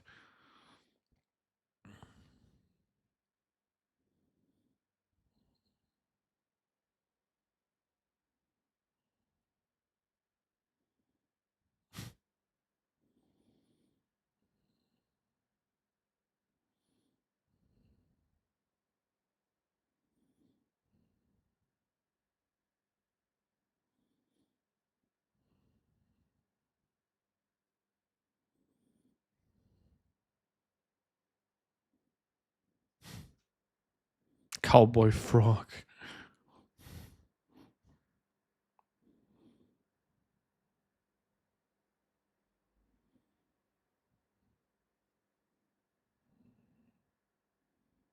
Okay, image playground is integrated in stuff like messages. That's actually helpful to know.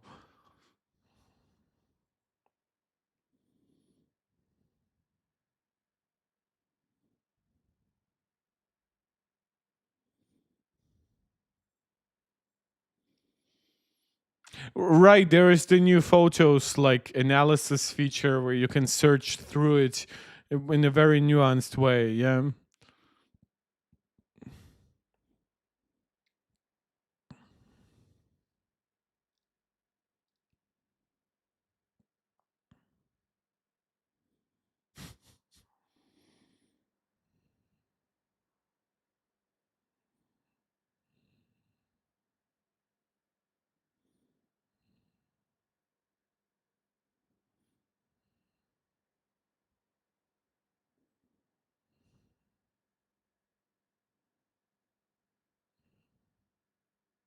I will say though it's a good summary. Like I'm not happy that it's taking up this much of the event, but given that it is like it's needed for shareholders just like that shit. And Apple is beholden to their shareholders if we like it or not. So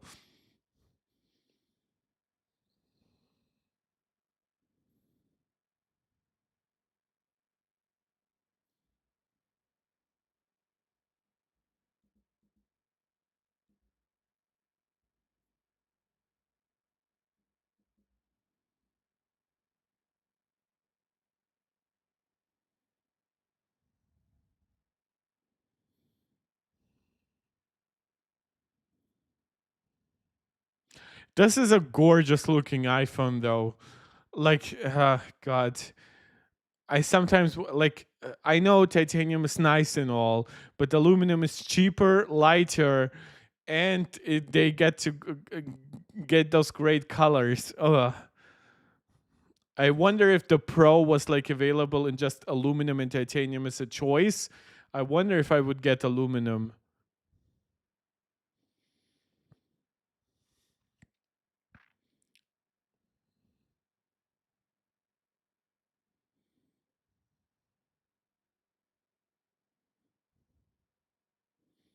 Yeah, that's series stuff really transformative stuff. That's like happening early next year, according to Mark Gurman.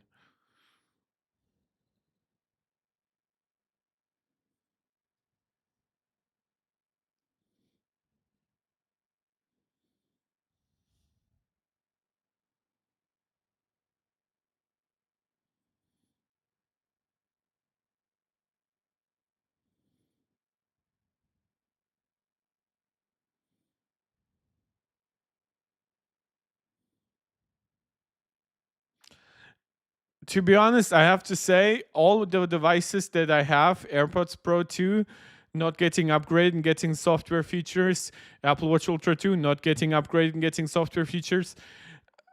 It's amazing. And my iPhone 15 Pro getting all those Apple Intelligence features and having to wait anyway. Yeah, I don't think buying these devices make too much sense for me. Okay, English.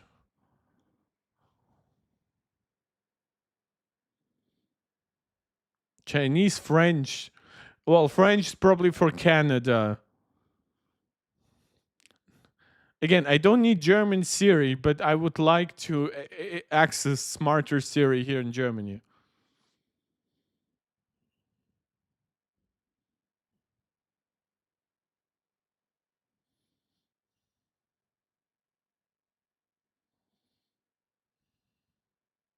How long have I been streaming? An hour and 40 minutes. That's okay.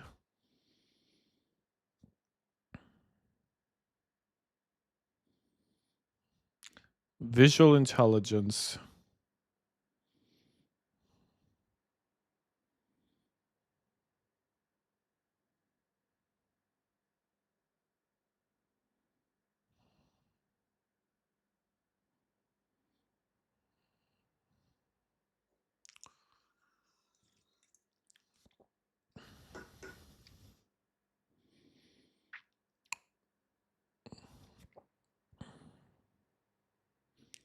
Okay, visual intelligence is actually new and it actually looks fun. I still won't be accessing it, unfortunately, but does that actually work? Like, I've seen stuff like Google Photos repeatedly fail at like saying, "Oh, what kind of cat is it? What kind of flower is it?"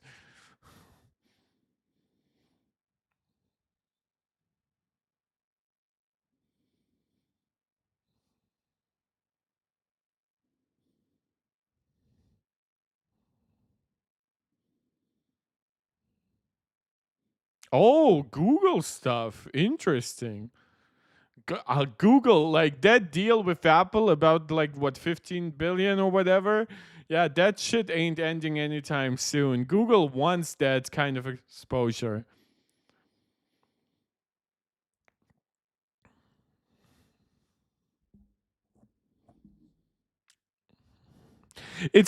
It's very smart how they're selling access to third party stuff.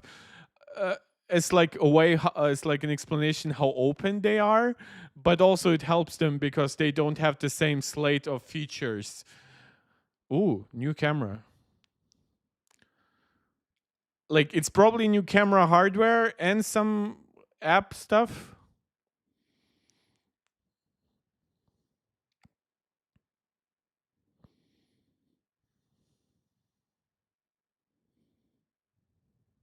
Okay, camera control.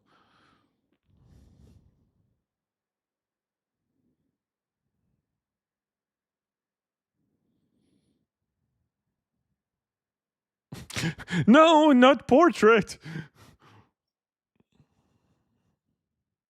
It looks so much like a fingerprint sensor.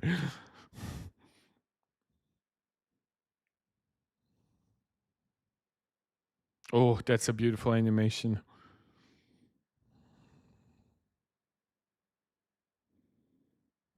Okay. Hmm.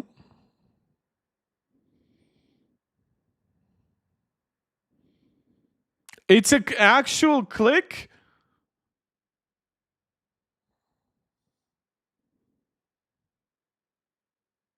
Wait, what?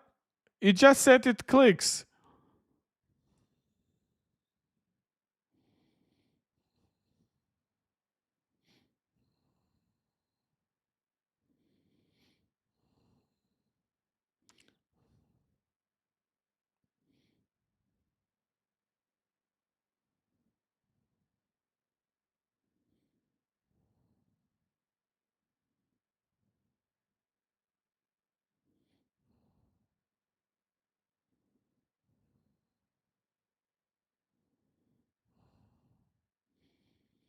Zoom and exposure, right?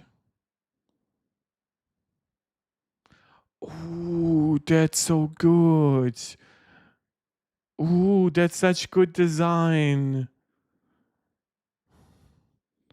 It's not just zoom and exposure, it's a lot of in-app functions, but they're oh, that's so good.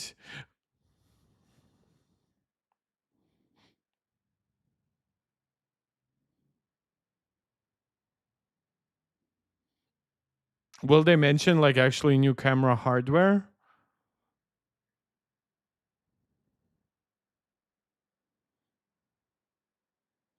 Okay.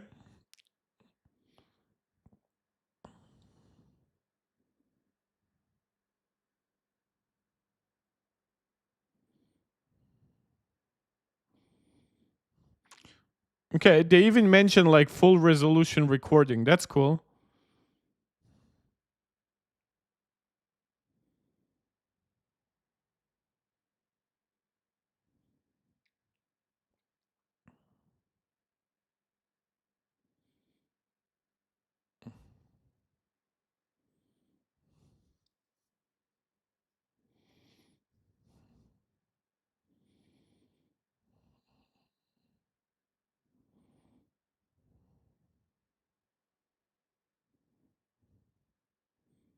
I mean, though that stuff was already on the iPhone 15, but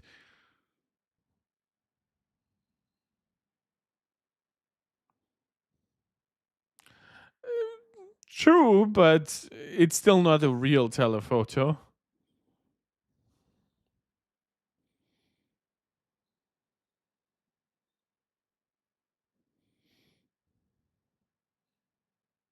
Mhm.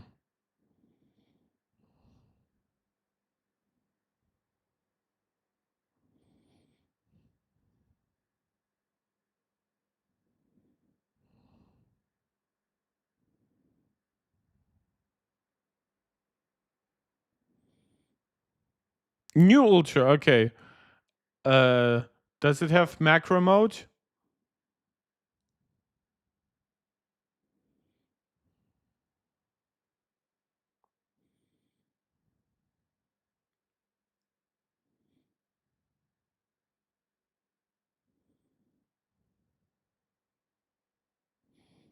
That's nice. It's good that it has a new.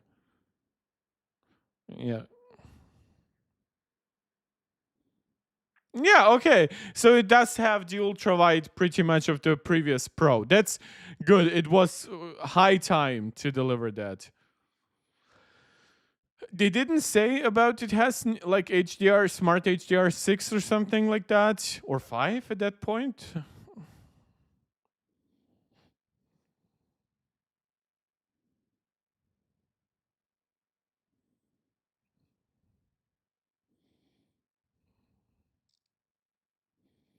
They literally said it's the new camera design that enables spatial capture. So like the non-diagonal layout.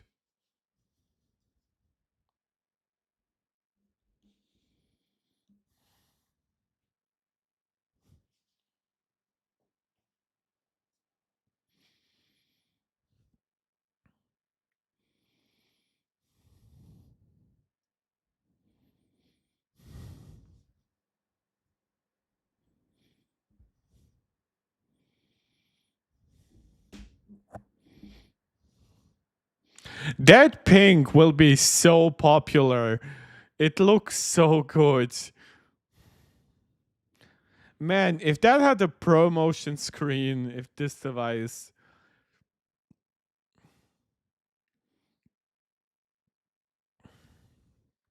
Unless there's like a price drop for these devices, or like 256 gigabyte space storage.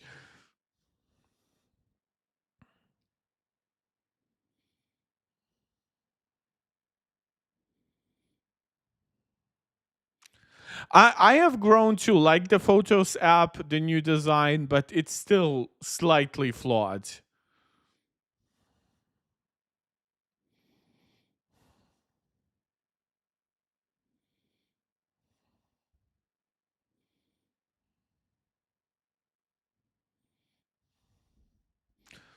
They said reduce wind noise. I wonder if that just means as good as an A17 Pro device or even better.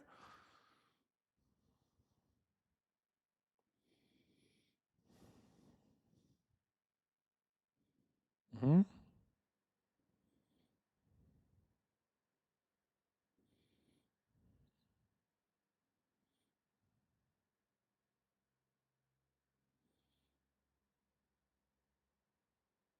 Okay.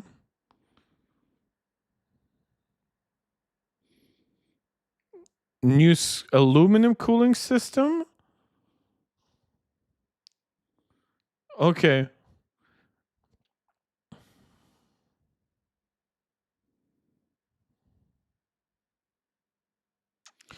I have to say, as cool as it is, those devices, and I wonder if the pros will change my mind, are very much proved that jumping from one gen to the next just yields such diminishing returns at this point. Mm.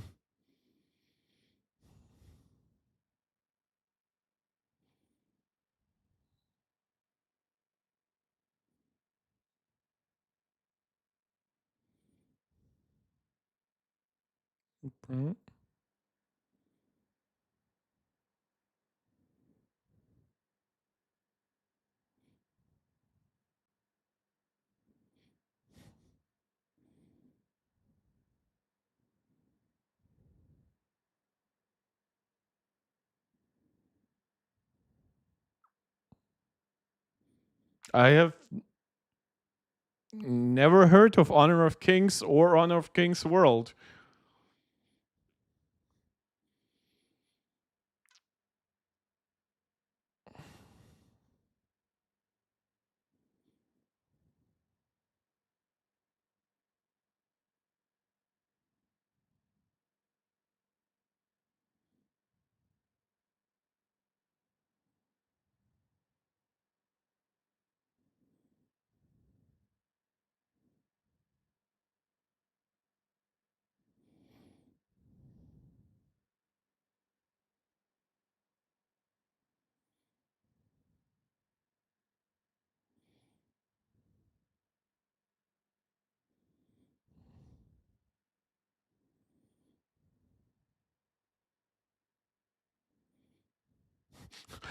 But not the 16 plus.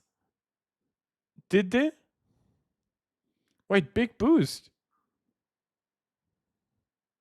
Wait, but you didn't mention how large the boost is.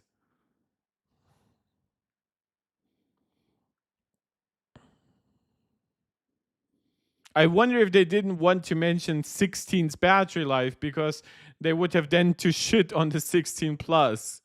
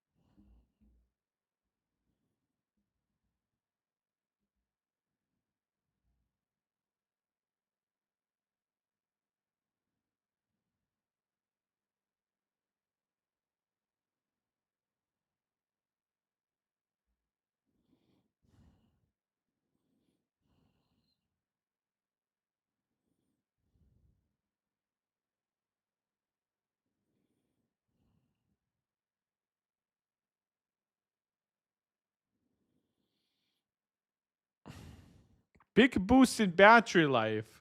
Okay, that's going to be Wi-Fi 7 on the regular model. Well, that means Wi-Fi 7 on the Pros. Wait, that's interesting. That does mean that it does use the latest modem across both devices.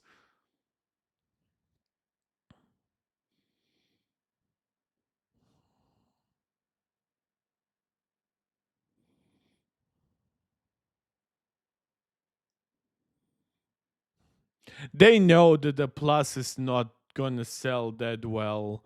The way they just talk about 16, even though they kind of mean both.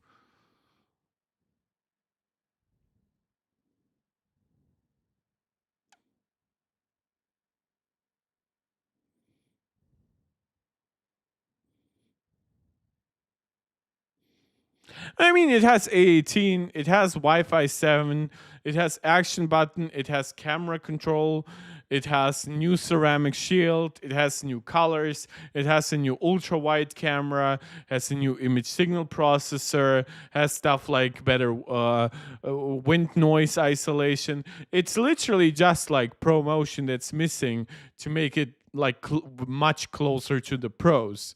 when you think about how it just like stacks up as a singular device, yeah, we can argue about things like like missing 120 hertz or at least like 90 hertz, but mm,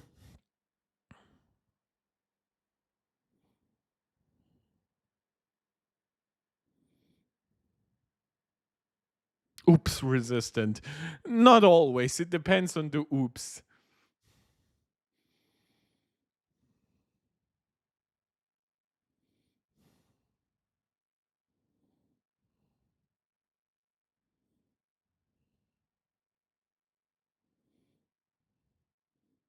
I wonder what the big battery boost is. Because it could be transformative enough for many people.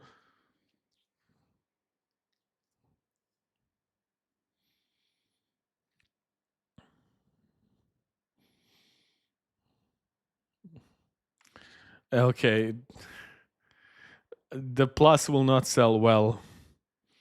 They should have dropped the price by like $50.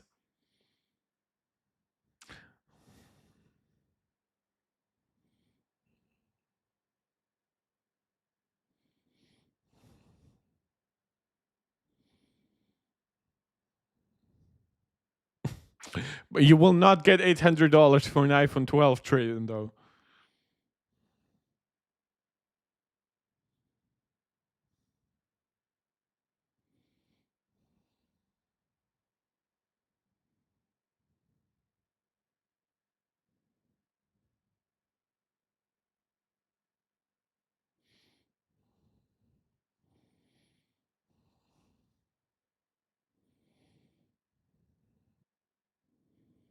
Yeah.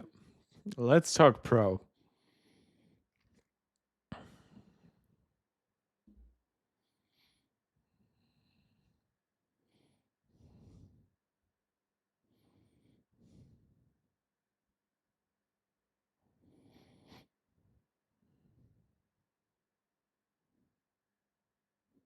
Okay, they do not call it like brand new design or anything. I just assume it's last year's titanium design, slimmer bezels, and probably the titanium is polished. It's in a very interesting way. The way it's a gorgeous animation. Oh man, the bezels are so freaking slim. There's camera control. There's are the three lenses still arranged in a stovetop design. And yeah, the wait, is the titanium polished or not? I cannot tell if it's just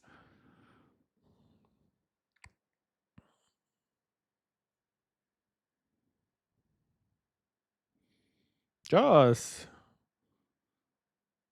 I don't think we've seen Jaws since the last iPhone event, right?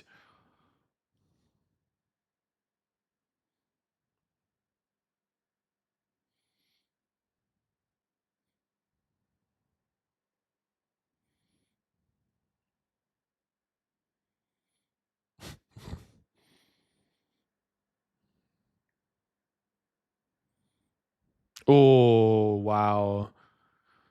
When 6.9. Okay, so those rumors were true.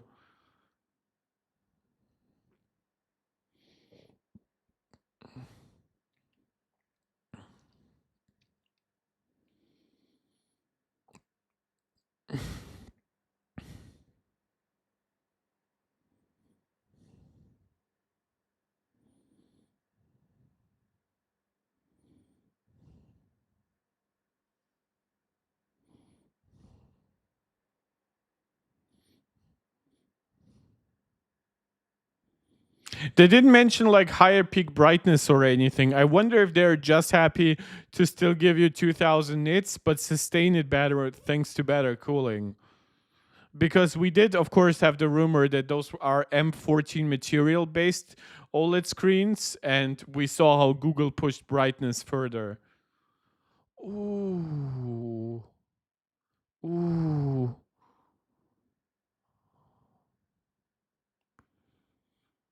Ooh, ooh, desert titanium looks so good. Who the F made that brown dummy? This is gold.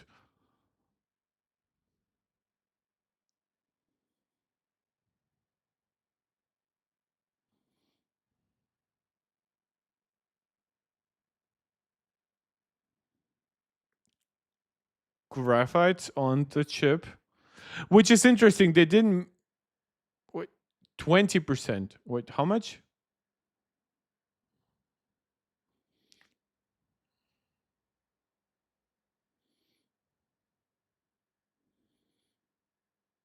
It's a metal casing battery.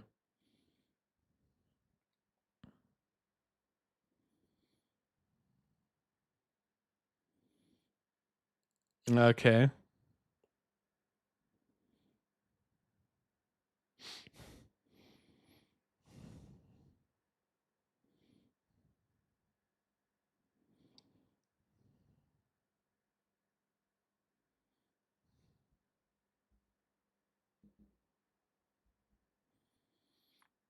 Okay, now we will talk about the A18 Pro, but we'll do that through the lens of Apple Intelligence. I have to say, I'm more and more inclined to just upgrade next year, especially if only the Pro Max will get like 12 gigs of RAM, or only the 17 series, so not this year. Uh,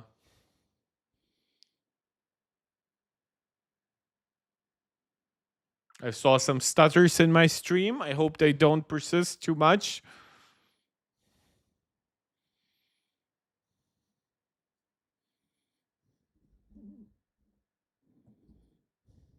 Add terracotta plants with midget. Like visual intelligence seems interesting though. It seems like it does a lot of extra stuff. I wonder if that's just Google or ChatGPT based.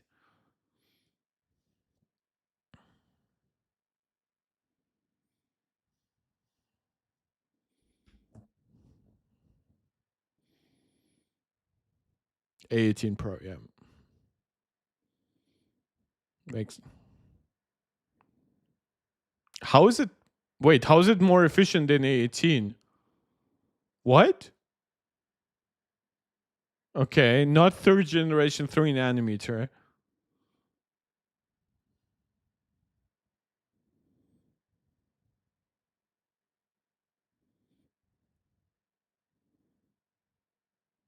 $35 trillion operations per second. The same rating as the A17 Pro.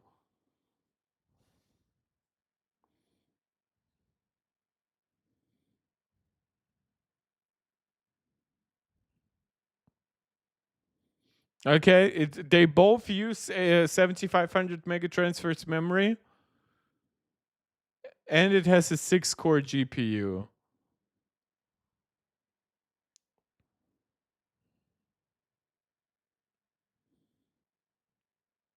Okay, 15% better.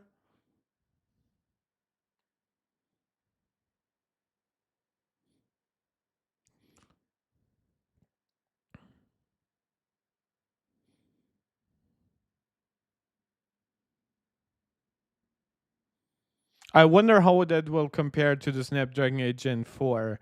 'Cause it's not a game-changing uplift. Oh, a new ray tracing thing.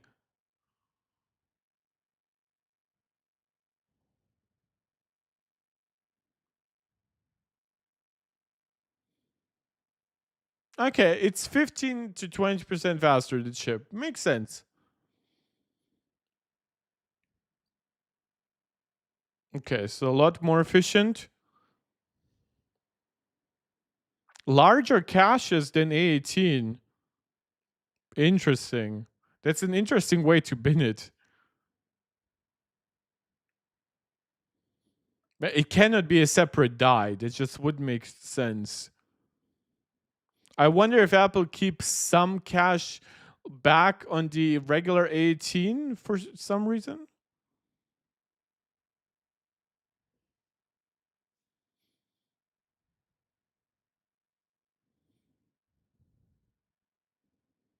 Faster USB 3 speed. So what is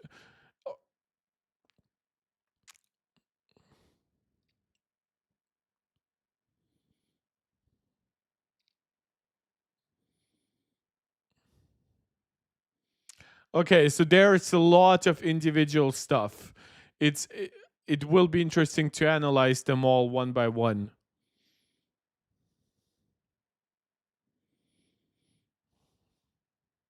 It's a good upgrade. It's just not one that will make me upgrade.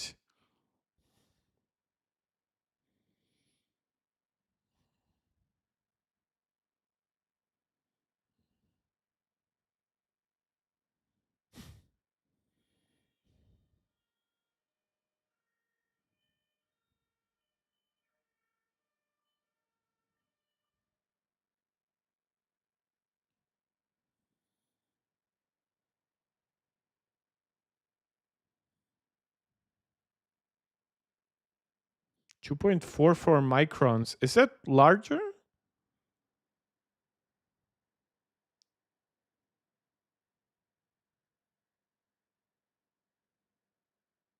Yeah, second generation because iPhone 14 Pro and 15 Pro uh, had the same sensor.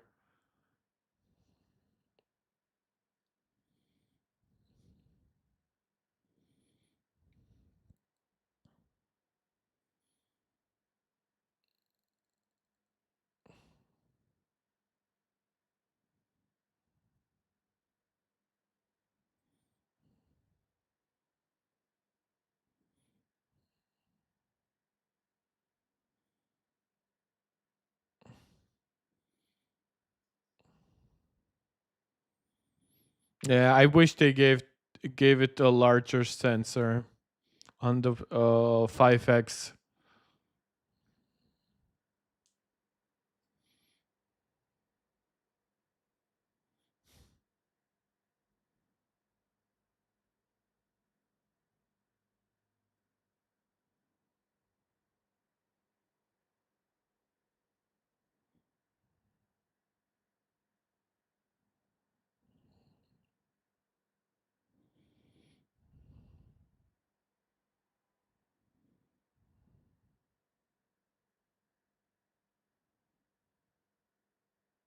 Oh, okay.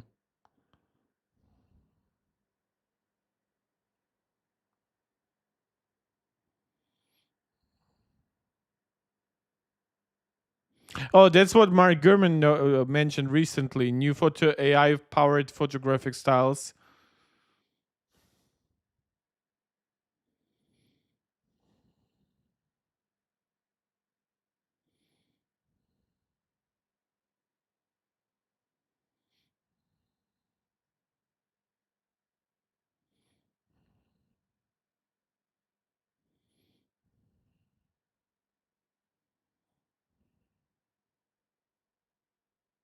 It's interesting that Apple has, of course, provided some harder numbers like 15, 20% uplifts for the A18 Pro.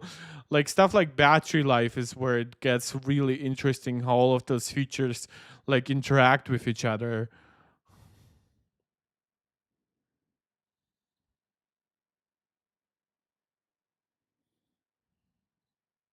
Oh, that's a cool design.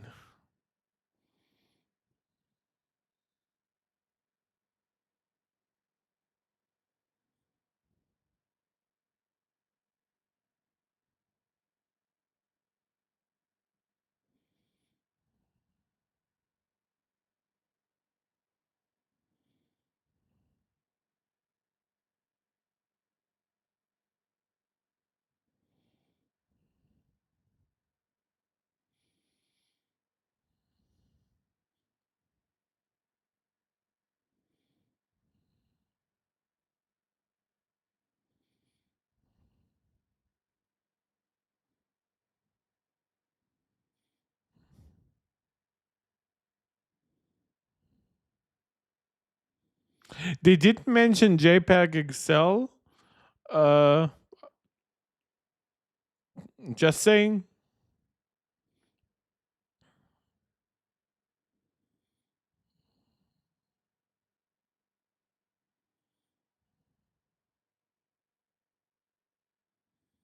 Oh, that's 4K 120. Yeah. It's 4K 120 where they will probably say like, oh, you can easily make it a 4K 30 with like 4x slow motion, whatever. Yeah.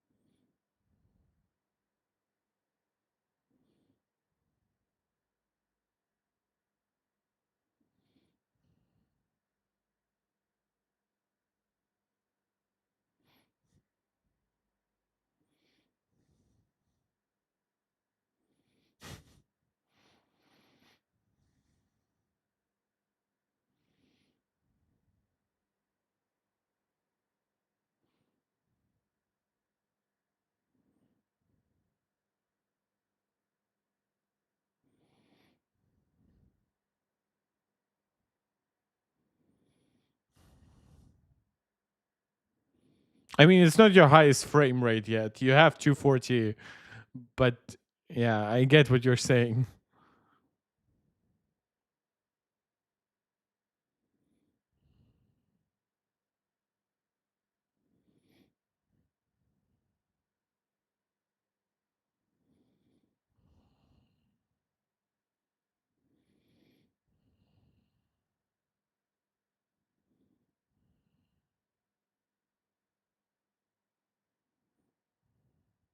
Nice, nice.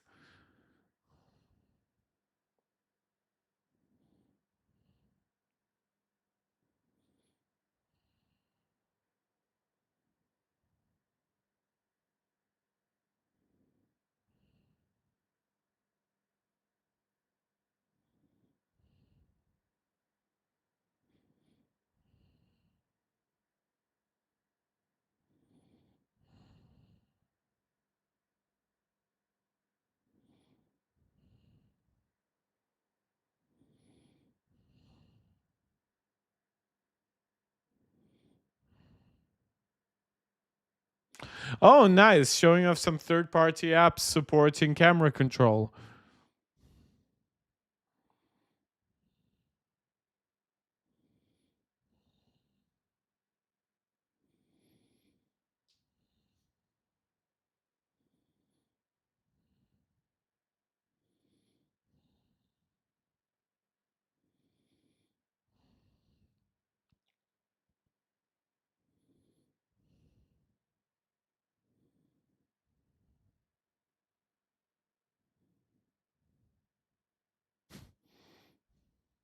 Cannot not mention intelligence.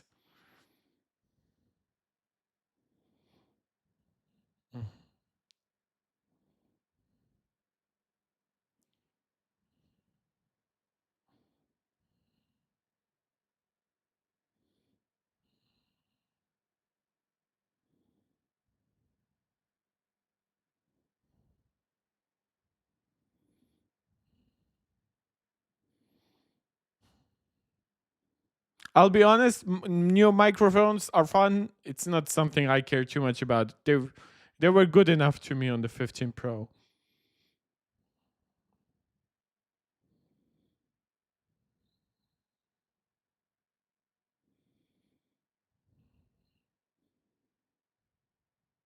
Oh, Google did that. That's not industry first. It's interesting that Apple has said that twice.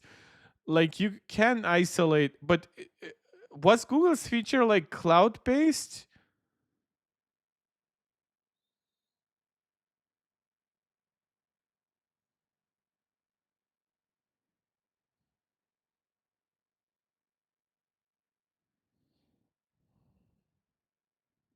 Oh, that's what they mean. It's live control about.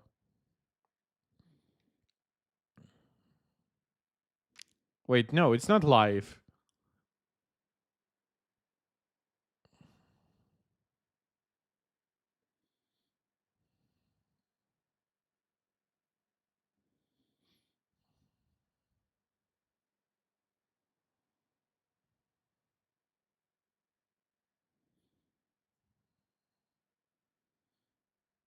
Oh, so some basic editing features for voice memos.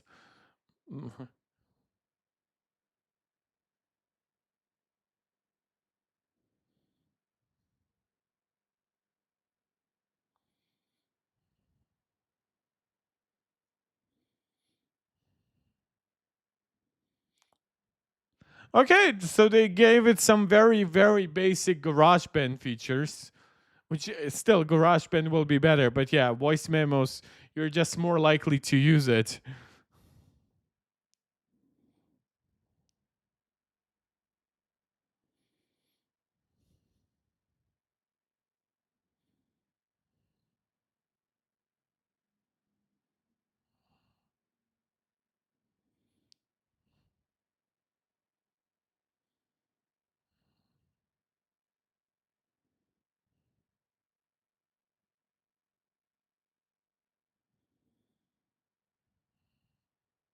Okay.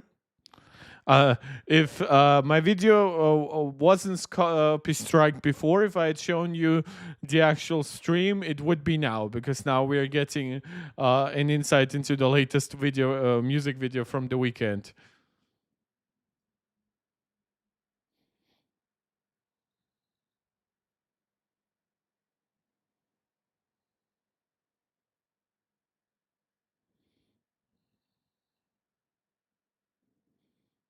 I mean, yeah, but like, it's not like you wouldn't be able to do an even better capture with a regular big like full sensor camera. But I understand, of course, the sentiment.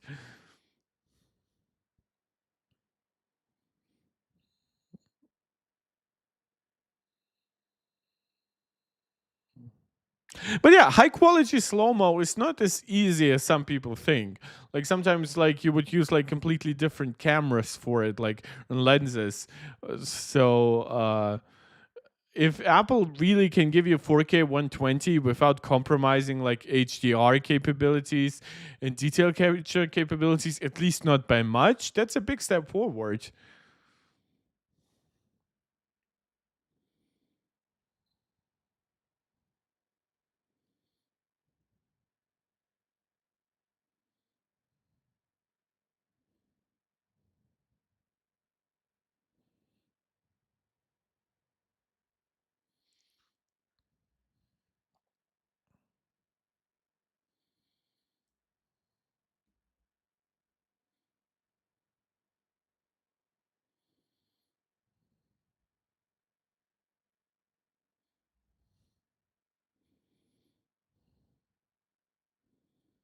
I mean, the quality of the actual capture, it looks great.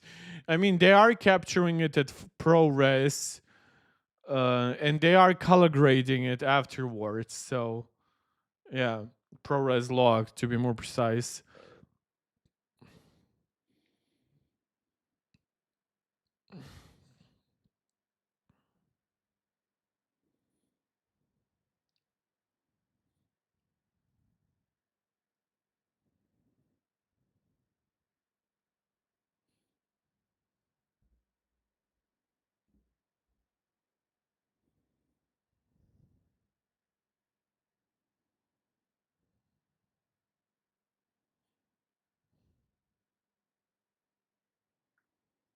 Okay,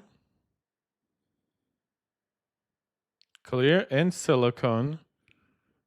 Fine woven. Where's fine woven?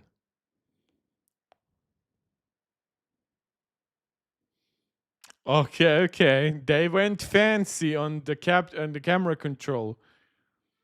Faster wireless charging.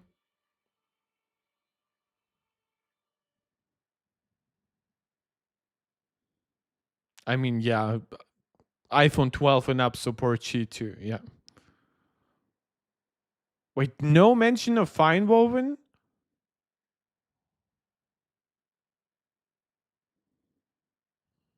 Man, fine woven really was a huge, huge failure.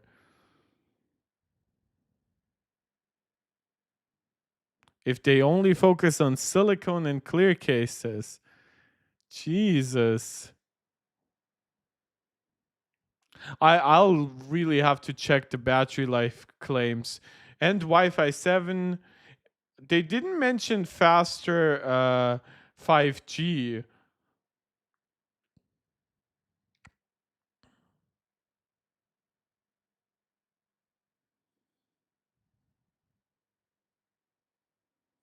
Okay, same prices. Mark Gurman was correct.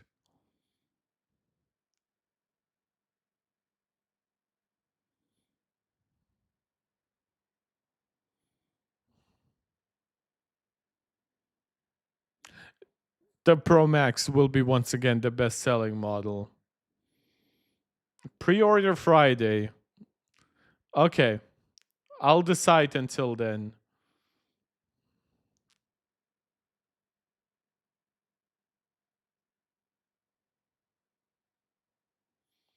Boo, I'm getting tired a little bit. Like the fact that I haven't eaten anything but a small ice cream cone really is catching up to me.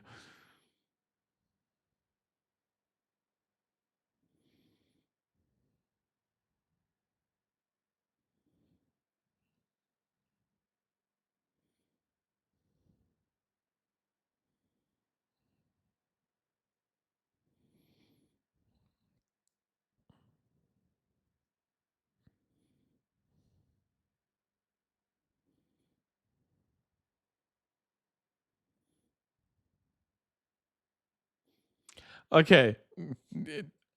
Yeah, that's why they didn't upgrade Ultra 2. It's because it was good enough.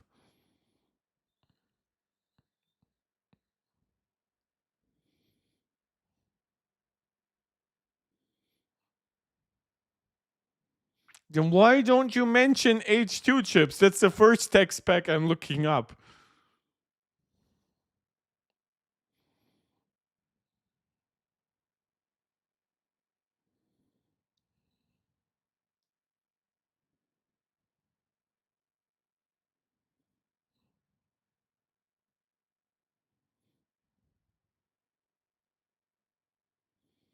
I'm so ordering a pizza after this. I'm starving.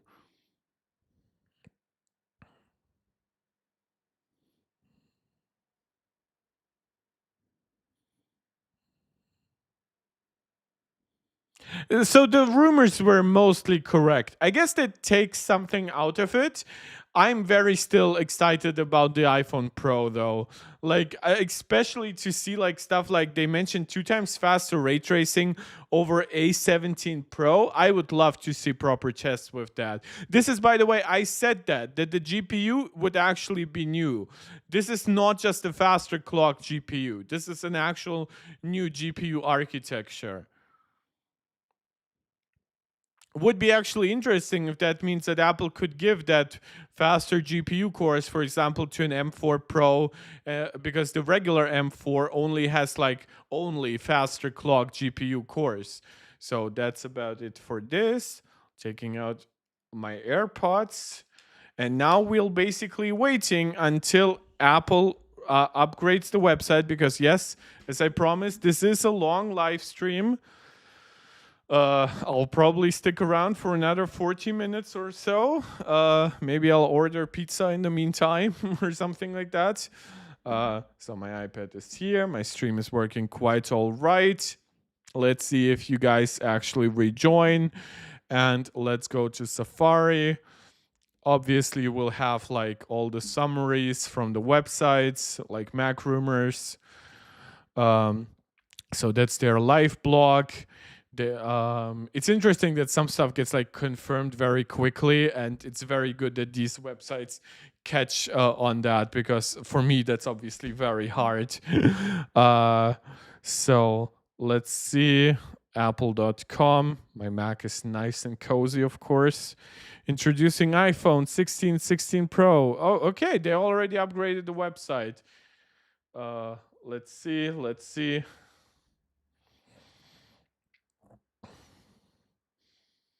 Okay, it all works. Let's check what is actually going on here. Drama Llama, they still ride the dead. Vision Pro horse. Yeah, Vision Pro. It's like the problem is specifically Vision Pro, right? It's because of the cost and things like that. Guys, before we get really back into it, I want to encourage you guys to do all the YouTube jazz again. If you're watching this and you haven't yet done so, please like the video, subscribe to the channel, share out the video to anybody who you think might enjoy it, comment live. I love me a lively live chat. I know most of you join after the stream, because that's when most of you have Glowtime.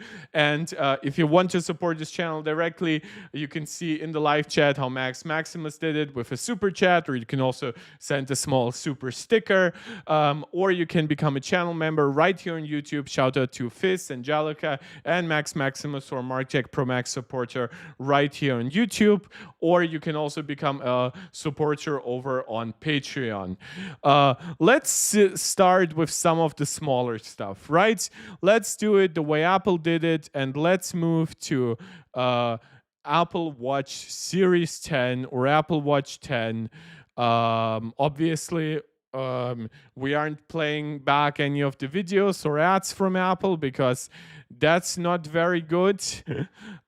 Monumental display. It features our biggest and most advanced display yet, showing more information on screen than ever. So now I actually want to know how big are the screens. 42 millimeter is in the lineup, and 46 millimeters. So very interesting sizes. So no confirmation of the rumor that it would be 45 and 49 millimeter. Seems like there's actually like Apple still keeps the Ultra as like a distinctly larger model. Okay. It's a wide-angle OLED display, so Apple says the pixels are much easier to see from an angle. The screen is brighter when viewed from an angle. Apple said it would be 40% brighter, though I assume it still doesn't read the 3000 nits brightness that the Apple Watch Ultra does. 4-corneal engine, ECG app, display up to 2000 nits. So it's still technically inferior. It's interesting how Apple advertises 1 nit minimum brightness now, which is really cool.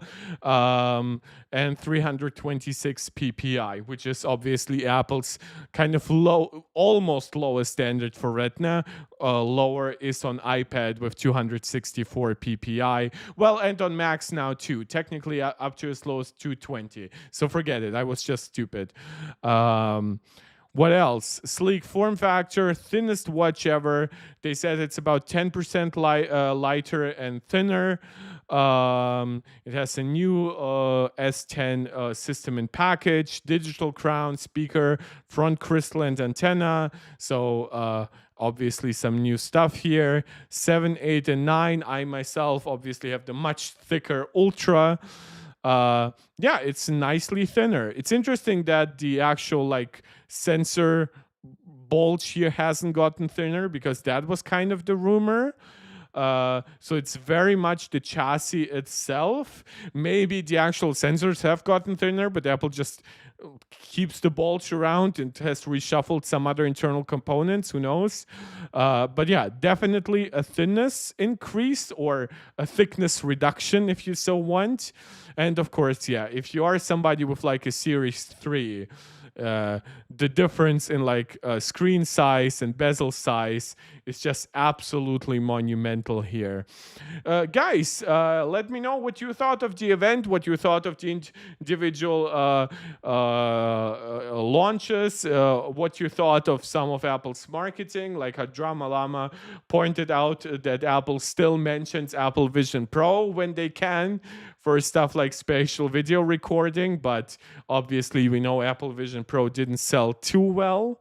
Then there's jet black aluminum, again going back to something like the iPhone 7 colors, which is cool. I wonder if it is going to scratch as easy.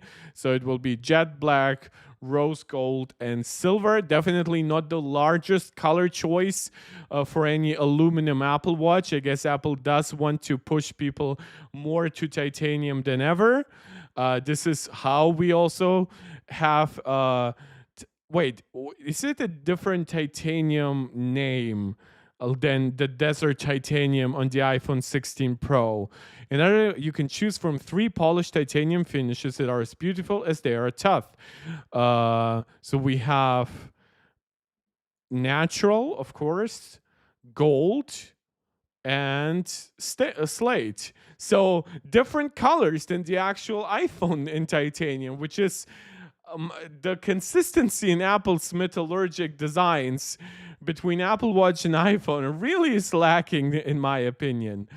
Yeah, then it has sleep apnea detection coming this month, so it seems like it won't be available right when it is available, which is interesting because now sleep apnea is like for the Ultra 2 and the Apple Watch Series 10, even though they have like different processors.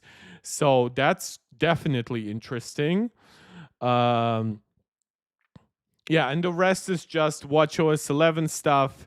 Definitely nothing too game changing. And then Ultra 2, which, yeah, this is like the new color here. You can still see, of course, that it has features that are even superior to the Series 10, like 3000 nits. When we actually go to like the display specs, I wonder. For one, by the way, S9 and S10 don't seem to be too different. If the S10 is like more efficient, then Apple just uses it to give it a smaller battery than on the Ultra and still give you a good experience. But like this also has like a 4-core neural engine, so it's not like a game-changing difference. And yeah, you also have like 3000 nits peak brightness versus 2000, so the Ultra still is brighter. It has the same low brightness at 1 nit and 326 pixels per inch, so that's a very similar experience in terms of Retina. This is an LTPO2 OLED display, which if we actually like go to the Apple Watch Series 10, I might just actually open that in a new tab. And we'll see here what do they call the screen here. They call it an LTPO 3 screen. Wow, so it's actually a newer generation screen than on the Ultra, which means that if you think about the potential efficiency improvements and like how wide angle would potentially allow you to keep it at a lower brightness, the next Ultra should either be getting thinner or getting like crazy good battery life. Yeah, but like those battery, of course, stats are still notably inferior to the Apple Watch Ultra. That's just how it is, unfortunately. Um, yeah, but yeah, there is unfortunately not much to discuss with the Apple Watches. Like as a lineup, like the SE stays the same, the Ultra 2 gets like a software update, right? If you look at the actual like health features, ECG, cycle tracking, heart rate, you will see like, yeah, it has sleep apnea notifications as well. If we go to the Apple Watch Series 10, you also have it. I'm just interested, can I do compare watches? And then I would just love to see like, give me an Apple Watch Series 9. And so LTPO2, LTPO3. It's actually an interesting thing here. And when we look at sleep apnea, yes, the Apple Watch Series 9 also gets sleep apnea. Nice from Apple to not withhold crucial health features from older devices. So definitely an interesting change. Oh, by the way, guys, I'm sorry. I should have made my face, of course, smaller. I apologize for that. I haven't live streamed an actual event in a while. So I apologize. You couldn't just see what I was just showing on screen, but I was describing a lot of it. So hopefully that helps. And yeah, with the new colors, thankfully they're here on the tech specs side. So you have jet black aluminum and slate aluminum actually for the Series 10. You've got rose gold and silver, so good color choices. And then you have gold titanium, natural titanium. Oh no, it's slate titanium, it's not slate aluminum. Apple should really split those up here. And on the Apple Watch Ultra 2, you have black titanium and natural titanium, so no big changes here. So now you got to see those devices, thankfully, as well. Yeah, but really good. If I actually look at something like the Series 8, does that get sleep apnea detection? No, that does not get it because of a meaningfully worse processor. So yeah, if you have a Series 9 or an Apple Watch Ultra 2, there's definitely not much reason for you to upgrade. But if you are in a Series 8 or a Series 7, and especially Series 6 and below, yeah, it's hard to not recommend you potentially upgrade. And yeah, you can see that the screen sizes here, with just to put it in against like the latest possible one, it's 46 and 42 millimeters versus 45 and 41, while the Apple Watch Ultra 2 remains at 49 millimeter. To be honest, with those changes, I am not surprised that the Ultra 2 is kept along in the lineup the way it is. Because the changes really are beneficial to like a thinner, lighter Apple Watch, which is not really the focus of an Ultra 2 anyway.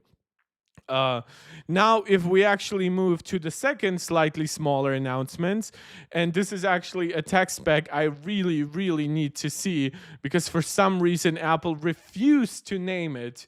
What processor does it have? Chip. It still has the H1. No, why Apple? Yeah, they really gave up on the AirPods Max. Guys, don't buy it. Like with H1, like this is really unforgivable. What did it cost you to, especially like really you didn't even lower prices? This is so unfamiliarly stupid to me. Like, no wonder they just kept talking about freaking USB-C if it's still H1 based. Like, look, I know it's each one in like per each ear cup, but like, really, it's just a USB-C. Wait, this is what we waited 4 years for? This is insanity. And like the color is sure like. But like the blue actually looks worse than it did before. Like let me just compare it, like AirPods Max versus, they don't even have it as like a second generation. It's just AirPods Max. Like, no, Apple, that's not how you do that. You should have given it at least an H2 chip. You clearly couldn't be bothered to change much. You just gave it USB-C. I wouldn't be surprised if this is from the rumored like spring refresh, or even like from last year when it was rumored. And then it never panned out for some reason. Maybe Apple just wanted to keep selling out of Lightning models. Maybe they hoped more people would. But like for $549, and you don't give it even a 2-year-old H2 chip at this point, that is just stupid. Like, I mean, good for you to have USB-C. It still is. I wonder at this point if Apple might want to redesign it from the ground up in a way before they actually like reinvest a lot in it, like just so they can get rid of the stupid case and things like that. It's baffling to me. It's still like Bluetooth 5 because it's like based on the older chip. It's so stupid. Like, where is like AirPods 4, right? So 129, so including AirPods 4, so they do have like new volume drivers, basically new audio drivers. You have the choice between like the one with active noise cancellation or not. Otherwise, they're pretty similar. Features like personalized spatial audio, adaptive EQ, and vent system for pressure equalization, which is obviously needed for active noise cancellation. You can find it here, but not on the regular AirPods 4. They do have, despite being like 4 times cheaper than AirPods Max, they have the H2 chip. They come in the smaller case. What's the battery life per like dust, sweat, and water resistant at IP54? That's nice. Battery, 5 hours of listening on single charge, 4.5 hours of talk time on single charge. And then on the active noise cancellation, it doesn't seem like it has a larger battery because it has the same regular listening stats and then a noticeably lower active noise cancellation listening. So if you actually want good battery life with ANC, you're buying the Pros. And yeah, the USB-C then case just adds some extra stuff. And yeah, they're based on a newer Bluetooth technology, in fact, than the AirPods Max. I actually think these are pretty cool. Like when we compare it here to AirPods Pro 2. That makes sense. They're H2 based, active noise cancellation on the more premium model, conversation awareness also comes on the AAC models. Personal spatial audio does come across all models, which is interesting. That isn't how I read the tech specs initially. AirPods Pro, of course, add all of those like health stuff, hearing tests, hearing aid, hearing protection. Makes sense because some of that would probably be based on like more advanced algorithms that are like reliant on the ear tips. I think Apple could still probably bring it to AirPods 4, but I think for now they just want to validate for one piece of hardware. These only have the force sensor, while the AirPods Pro 2 also have touch controls. Wait, but those had like swipe stuff, don't they? Press and hold for Siri. No, they don't have swiping. Oh, that's a stupid way to save money, Apple. Really? You couldn't give them some basic swipe gestures? I don't like that. To be honest, I don't like how Apple is saving money here. Yeah, but it's just like AirPods Pro 2 are such a killer deal. You can often get them for like $200, which will quickly push the price of these down to, I would say, like 150, 160, and this closer to like 110. So, and at that point, I think the lineup would just be just more enticing in general. Let me just make clear that my stream still works nicely. Because I can be pretty paranoid about stuff like that. Yeah, it all works. Good. So that's Apple Watch, that's AirPods.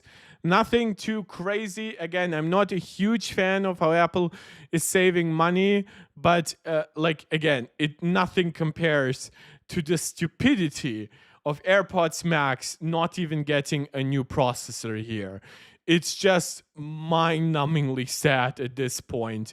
Like, look, it doesn't have conversation awareness. Now, okay, good. It does have the digital crown. It does have the stupid smart case, which should have been redesigned at this point. It doesn't have any dust, sweat, or water resistance. It's so weird. And like, look, no adaptive audio, no conversation awareness, no voice isolation, no personalized volume, no custom. Well, like you can argue like how much it needs like a custom high dynamic range amplifier, given the fact that it obviously is just bigger and better in some ways, but it's just so weird. Yeah, like this is, I guess, my biggest complaint here. And of course, then with AirPods Pro 2, which do have also all the new like health stuff, to not have that on AirPods Max is just, it's crazy to me, to be honest. But yeah, this is why I would say the actual new devices that Apple introduced, they do make sense to me, right? AirPods 4, Apple is trying out some like slightly larger lineup here. AirPods Max, I don't get it really why they're putting so little effort, but if they don't care, that's okay. And then because at that point I'll just tell people not to buy it. And with AirPods Pro 2, it's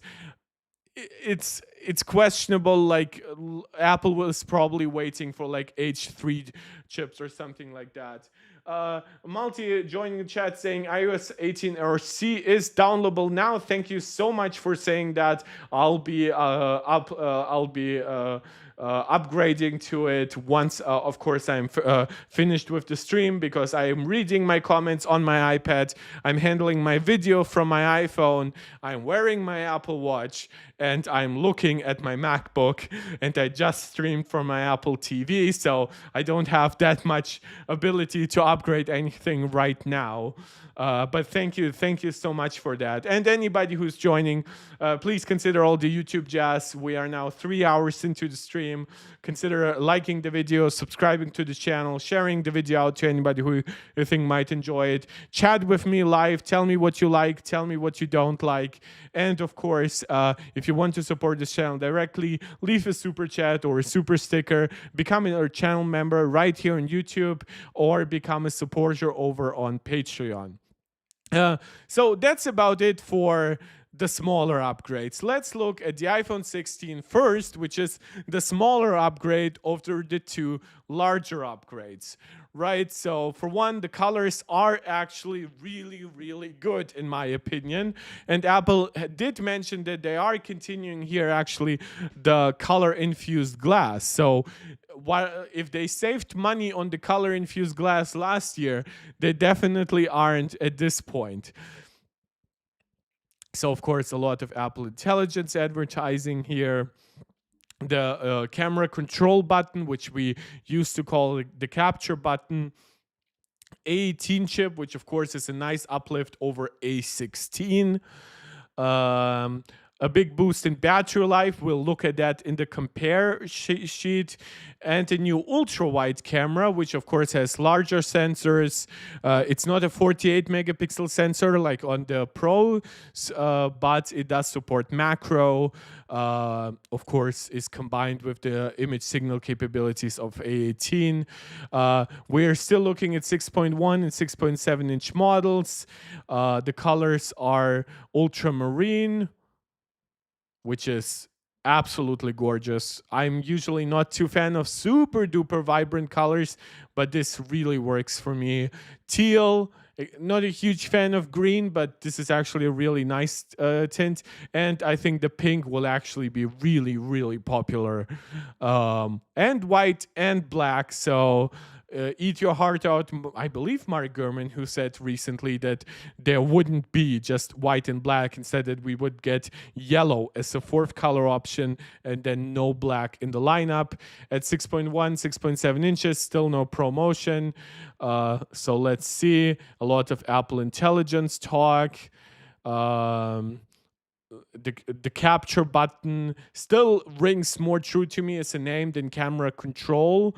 I'll probably get get used to it, but just like I liked just like in the word action button, I like that there's button in the name, and the same thing with the capture button, I guess.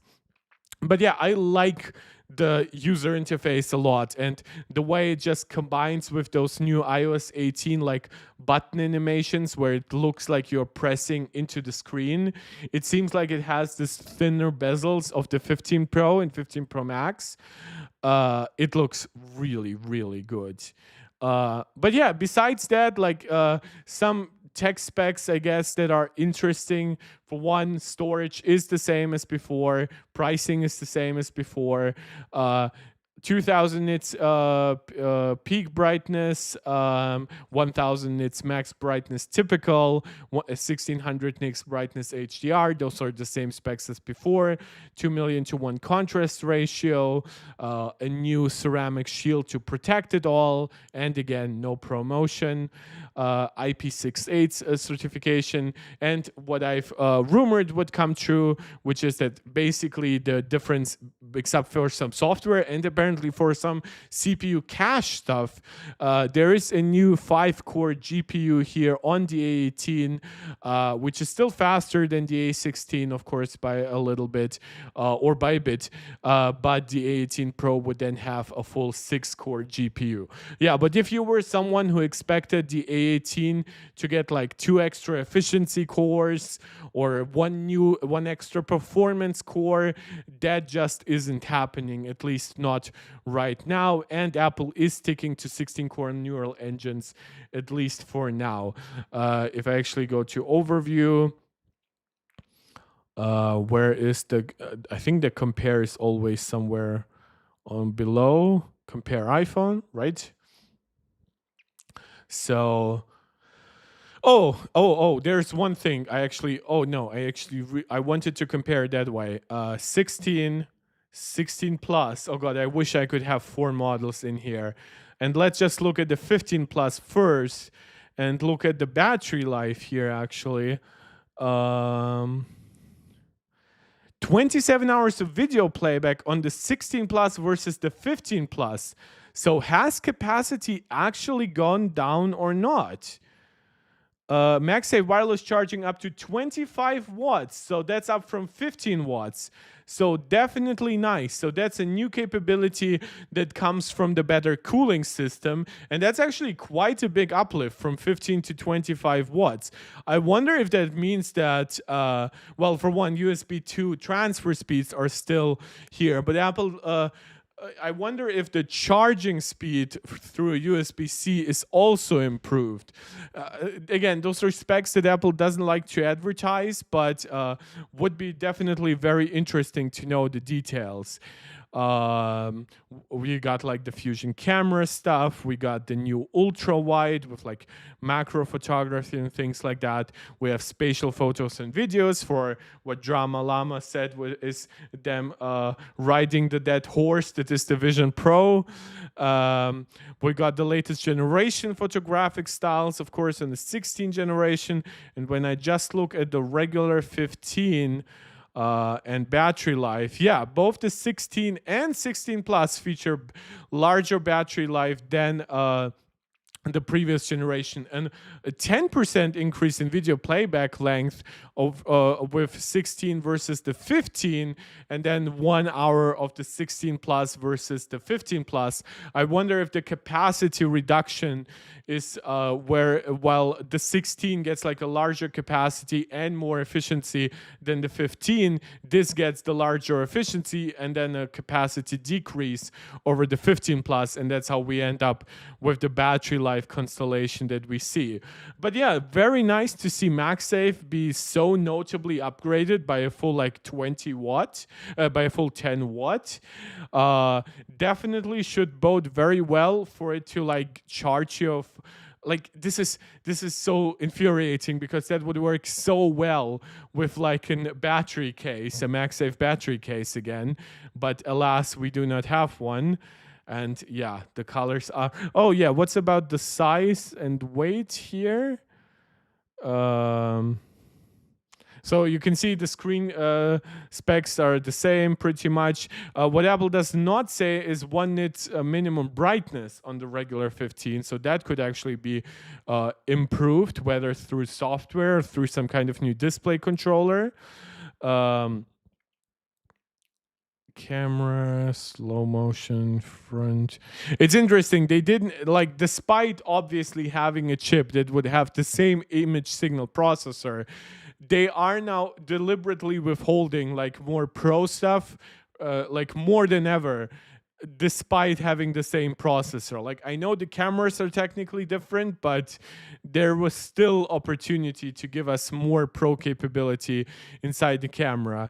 And it's smart HDR5, so Apple does not use A18 to give us a dramatically changed algorithm when it comes to capabilities. They just give us like slightly better sensors, and then like whatever improvements there is, maybe just captures everything a lot faster, which does give me a lot of reason, quite honestly, to not upgrade my 15 Pro. And yeah, we do get the full upgrade from Wi-Fi 6 all the way to Wi-Fi 7. So Apple even skipping Wi-Fi 6E on the 16 and 16 Plus, suggesting it uses the same modem as the 16 Pro and 16 Pro Max. Do they mention anything about like faster 5G? Not really. I mean, it's supposedly using a newer model, a modem, like at least the Pro models are. Let's see. Let's just add the 16 Pro to the mix. If that changes anything, nope, it doesn't. Yeah, and then of course all the rest still smart HDR5, also on the Pro models. So at least Apple isn't like completely artificially withholding like smart HDR6 from the regular 16 just because it doesn't have a Pro chip. But yeah, no 4K. Wait. 4K, yeah, no 4K 120 Fusion, which Fusion is a word that Apple apparently really likes. I remember when they called the Fusion drive on the HDD and the SSD combination on the 2012 iMac Fusion drive. So, but yeah, no ProRes 4K video recording is 4K 120 with external recording, no log video recording, no Academy color encoding system. Again, you can argue that technically they don't have the same sensors on those devices, but this is an artificial software limitation. This has nothing to do with the A18 Pro having capabilities that the A18 doesn't have. I would be shocked if the A18 Pro is actually a different die than the A18. It might be, but I would be shocked if it was. It would be a very inefficient utilization of TSMC's second generation 3 nanometer node N3E. So yeah, okay, again, not too many changes on the regular 16 models, which does mean we can basically jump to the 16 and 16 Pro. And let's see how it all aligns here. The first iPhone designed for Apple Intelligence, of course. We got the new Siri animation with the slimmer bezels looking absolutely rad. We have the new camera control that's obviously color matched to the titanium here. We got the A18 Pro, that the most notable improvement over the A17 Pro thing that I have seen was its ability to process ray tracing at twice the speed. A huge leap in battery life, game on. So let's see how those things compare, because Apple didn't give like super hard specs during the actual event. So there is grade 5 titanium. Again, a lot of the companies that have started using titanium as a response to Apple doing it are using significantly lower grade titaniums, which doesn't make them necessarily that much worse, because a different titanium alloy can result in the titanium maybe being a little softer, which can have benefits for stuff like bending. But yeah, Apple definitely is using the most premium materials here. They're calling it a refined microblasted finish. So now we have like the gold here, or desert titanium, which again, we do not have matching colors between the Apple Watch and the iPhone. We have 20% better sustained performance. With the M4 iPad Pro, they deliberately talked about 20% better heat dissipation. I wonder, like 20% better performance, when they said the chip is 20% more efficient, makes me wonder just how much better the cooling system is and what like they used for performance metrics.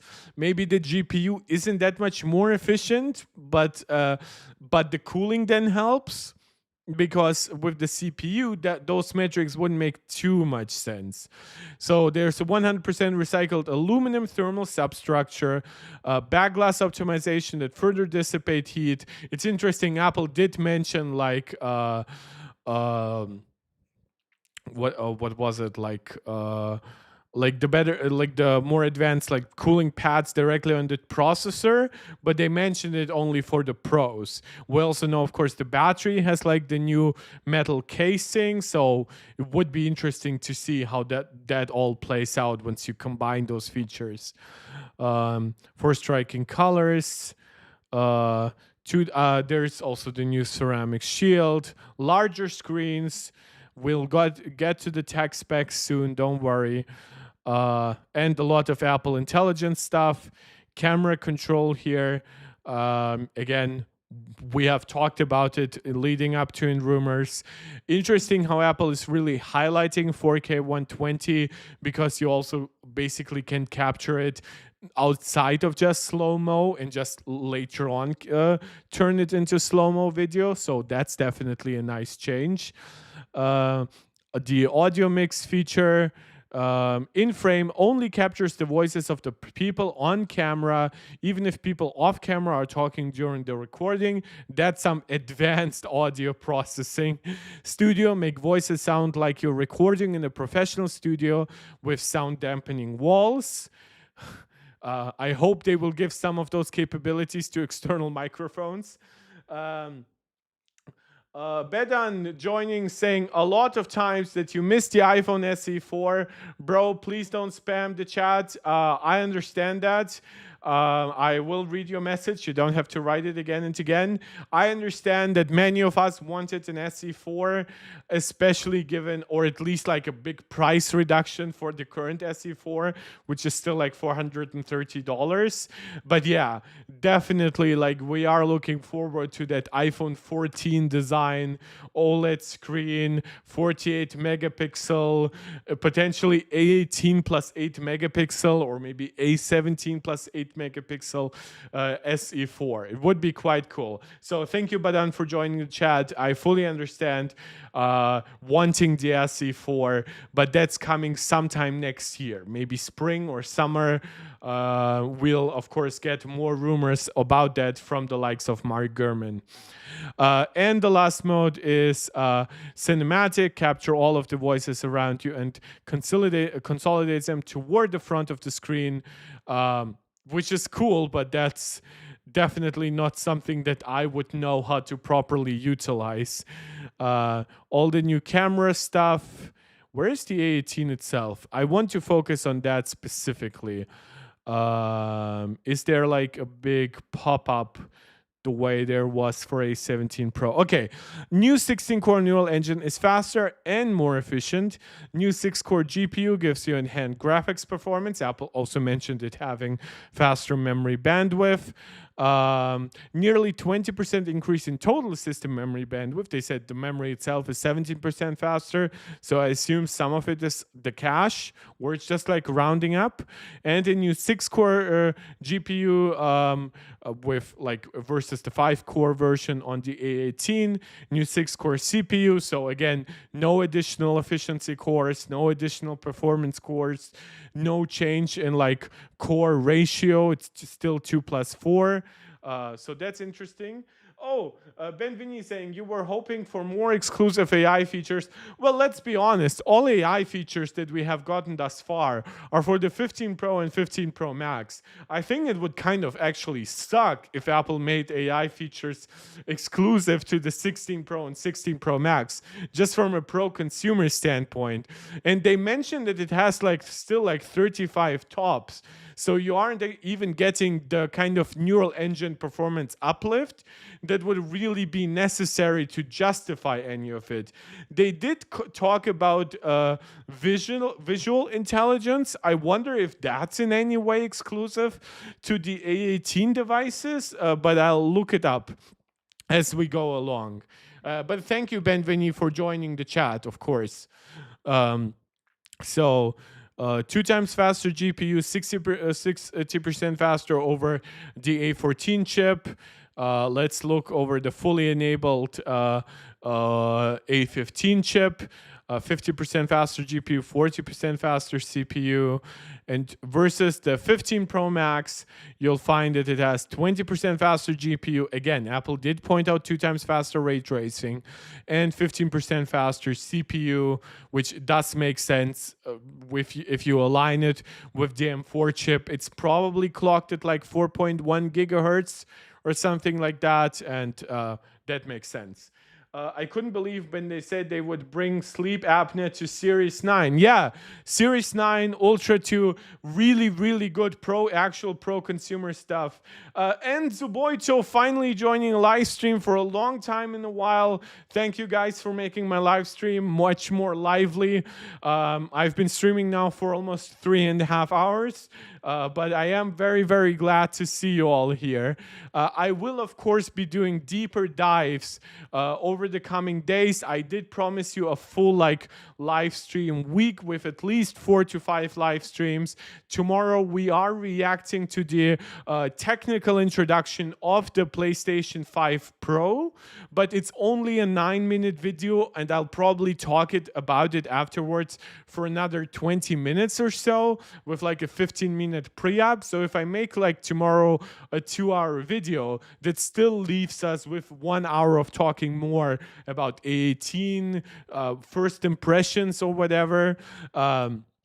Yeah, and again, this is the one feature, by the way. I know a lot of you interact with me on Twitter. And by the way, those of you who have just joined the chat, please do all the YouTube jazz, subscribe to the channel, like the video, share it out to anybody who think might enjoy it, comment. I love interacting with the live chat.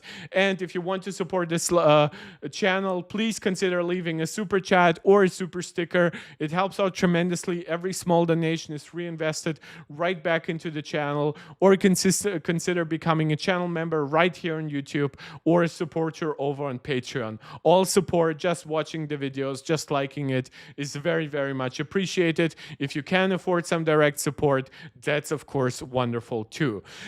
This is one thing that I've talked about repeatedly, and this is that I believe that the second generation of ray tracing GPUs is always much faster than the first generation.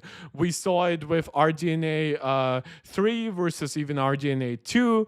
We saw it with RTX 3000 versus RTX 2000.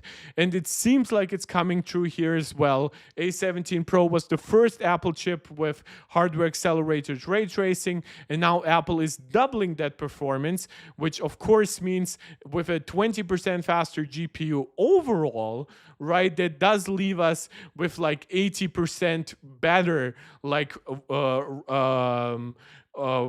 versus the raster uplift. The ray tracing uplift is just significantly higher, like 70% or so. Ben Vinny saying you got 15 Pro Max today for half the price for 6 months by your carrier. I think that's absolutely a wonderful deal. I think that makes a lot of sense, to be honest, because I'm probably keeping my 15 Pro Max. I'm not even sure, without Apple Intelligence, how much sense it makes for me to even buy the 16 Pro Max to review it. Maybe if I pre-order like I believe it's on Thursday, and I can get it right away on the 20th. I'll obviously accept it, the pre-order. But if I cannot, I'll probably just gonna, like, if I get it like 2 weeks after everyone else, like the real reviewers, I'll probably just react along with you guys to like real reviews and stuff. The one thing that I would have loved to order, beyond AirPods Pro 3, of course, would have been a new fine woven generation of accessories, but that just didn't happen, which is quite crazy. Up to 4 more hours of battery life. Wow, that's actually pretty good. So versus the 15 Pro Max, oh my God. Yeah, that's 4 hours more across both devices. And of course, if you're willing to get a larger model, like upgrade from a 15 Pro to a 16 Pro Max, that's 10 hours more. That's all pretty crazy. Let's actually go into the comparison sheet here, because I believe that probably is the most exciting thing right now for us to witness. Let's just put the regular 15 Pro here. Of course, we do still have natural titanium with a different actual like glass look to it, which I like the new one more. White, the white looks less warm. The black on the new one is more black, which is very much appreciated. And desert titanium versus blue titanium, which is the one that I have. They're cooking with battery life this year. Yeah, really, really great battery life. Makes you wonder how great the battery life would be if they gave like the regular models LTPO, right? Like even if without promotion, can you imagine how crazy that would get? Of course, the larger screens. Let's start actually with the screens. It's okay, 23 hours of video playback. Okay, so the USB 3 is still 20 it's still 10 gigabits per second. They mentioned faster USB 3 during the keynote, but that referred to faster versus the regular models.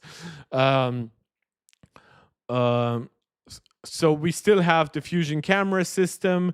They do not, okay, in the comparison side, they do not mention if it's larger or not. We do have like the newer video capabilities. Yes, we do have also the faster wireless charging, um, which the capacities are the same as last year. That makes sense. Uh, the screen brightness is the same. I wonder if it's just better sustainable at this point. And when you look at the actual screen size, you see that it makes sense. It's the same pixel density, a larger screen, still promotion, stuff like that. I wonder if Apple is just using the increased efficiency of a newer OLED panel to just boost battery life. They could have gone crazy and given you like 2500, 2600 nits peak brightness, but they're like, you know what? How about we just better sustain 2000? How about we make your device cooler while it reaches 2000? And how about we give you longer battery life still across the same brightness ranges? While if they boosted battery life to something like 2600, there would have been a good chance that, like, while sure during regular watching it might have still been like better battery life, but then a lot of people wouldn't really feel it because they would still like manually boost the brightness as much as they can. Travis Foster, I don't think I've actually seen you before, saying, I really believe protective case innovation is more important than these updates. Well, then you will be very disappointed to know that we are not getting newer cases and like no successor to Feinwoven. Companies keep adding tech and beautiful phones that we never get to see because they're in the case. Well, that is partially true. A lot of people still wear them without the case. And don't forget, some of the best-selling recent accessories for Apple, well, I say recent, I believe they've been around since all MagSafe iPhones, are the clear case iPhones. Travis saying, to you, to make a purchase worthwhile, you would need to see your phone. Well, that's where the clear case kind of comes in. Or you just, well, you're saying it that way, but it's not fully fair because these devices do feature like titanium chassis, which is pretty advanced. On the back, it's a little bit differently optimized than ceramic shield because ceramic shield, obviously Apple doesn't want it to scratch because that's what you look at. This is why it's hard. This is why Apple probably is a little more willing to accept it to crack rather than scratch. Then the back is more optimized for crack resistance rather than scratch resistance. And I do think it's still a decently well-protected device. Um, Travis Foster, you wouldn't agree that the case innovation has been stagnant for 15 years? Well, no, I wouldn't agree. The question is, what cases are you looking at? Because you still have companies like Spigen, and I myself use Pitaka, which is an aramide fiber case.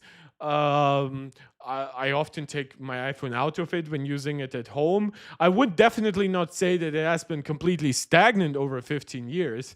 Like very, very durable cases, maybe we haven't really increased durability that much, but we have made those cases a lot thinner, cheaper, more comfortable to hold. And yeah, like leather or silicone cases have not gotten better because their focus is just on very basic scratch and crack protection. It's not really about like dropping your device from an airplane or something like that. Stong saying, this is not Gen 2. Epic fail Apple. I don't know what you refer to because what would be Gen 2? A lot of the things we are looking at are like Gen 18, 19 at this point.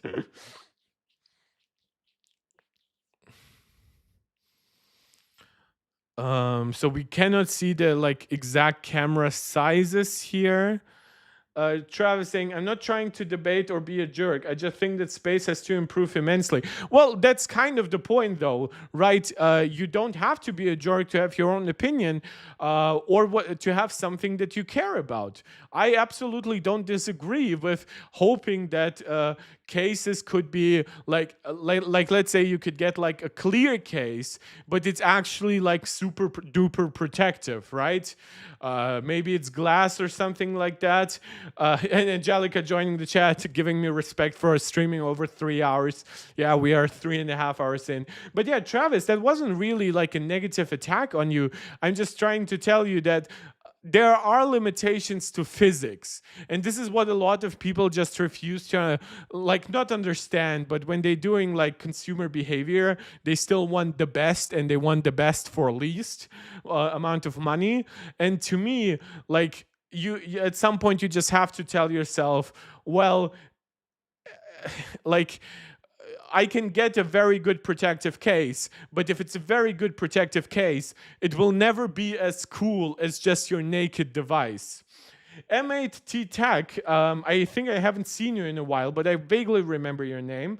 Are you going to install the iOS 18 RC you're installing right now? Yeah, but I have installed thus far every beta, going back to beta 1 of iOS 18. Travis saying like a car wrap, but a phone case. Yeah, I can get behind that. If that would work, that would be awesome. Telling me you are awesome. That's very much, we are all awesome. Guys, leave a heart in the chat. Let's tell all of us how awesome we are. Amy Nama saying 16 Pro much heavier than the 15 Pro. That's a worth. No, it's not. It's 12 grams heavier. By all love, Amy, because you're apparently the only English-speaking woman watching me. I understand that, of course, if you were like really, really excited by the weight reduction on the 15 Pro generation. Guys, we have a lot more people watching. I just want to give a small like call to action for the YouTube jazz. If you haven't liked the video, please do so. If you haven't subscribed yet and you enjoy the channel, please consider doing so. I love how lively the live chat is right now. I love interacting with you guys.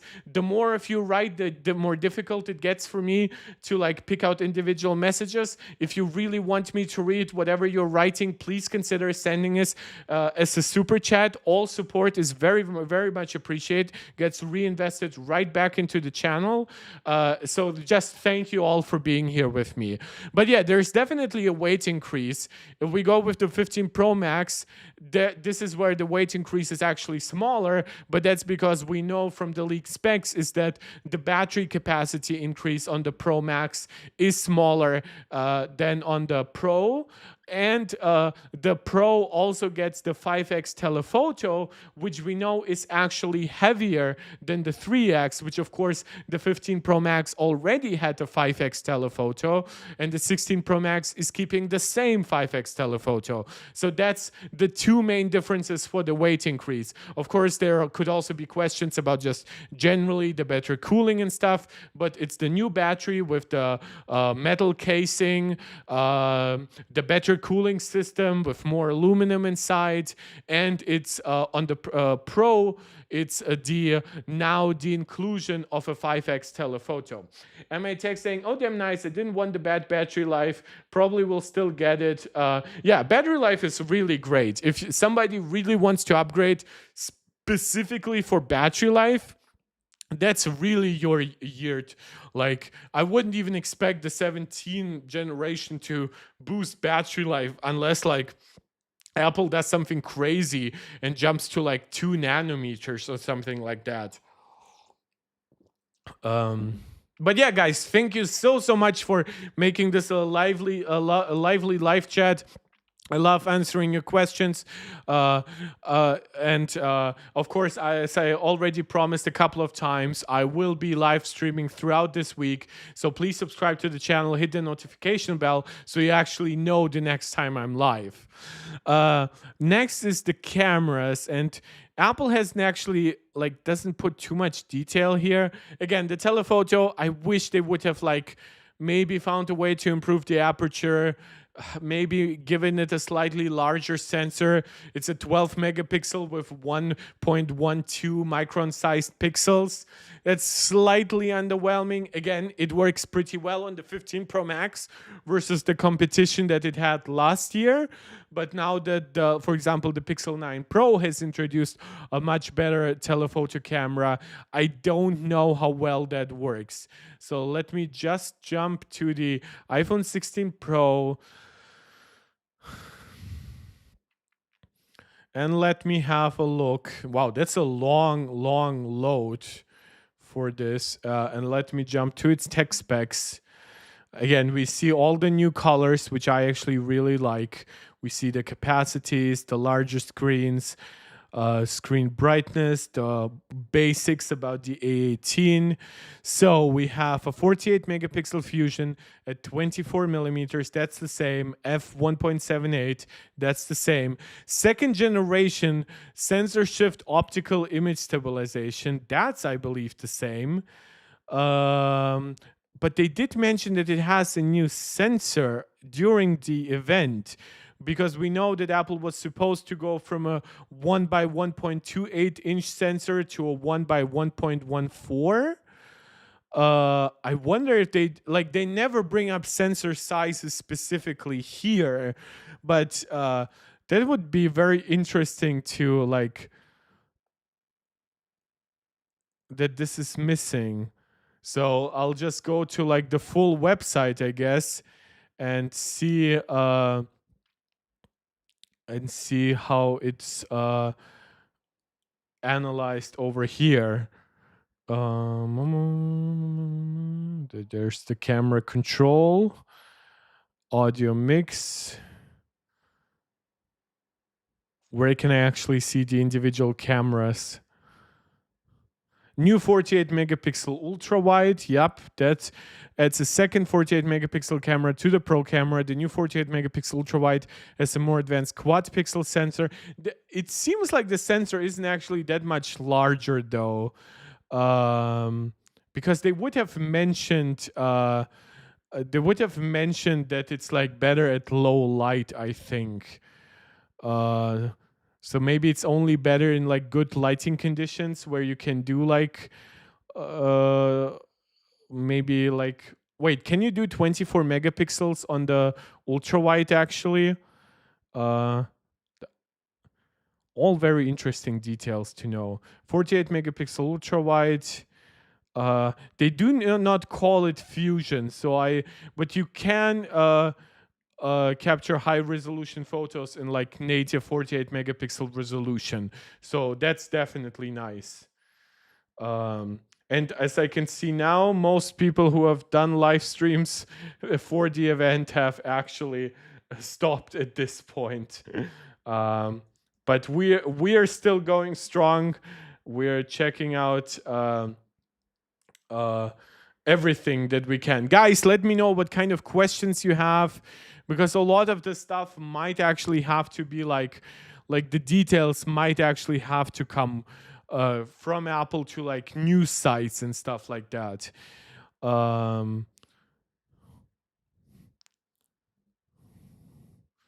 So yeah, you can take 48 megapixel Pro RAW, but they do not say that you can capture 24 megapixels by default.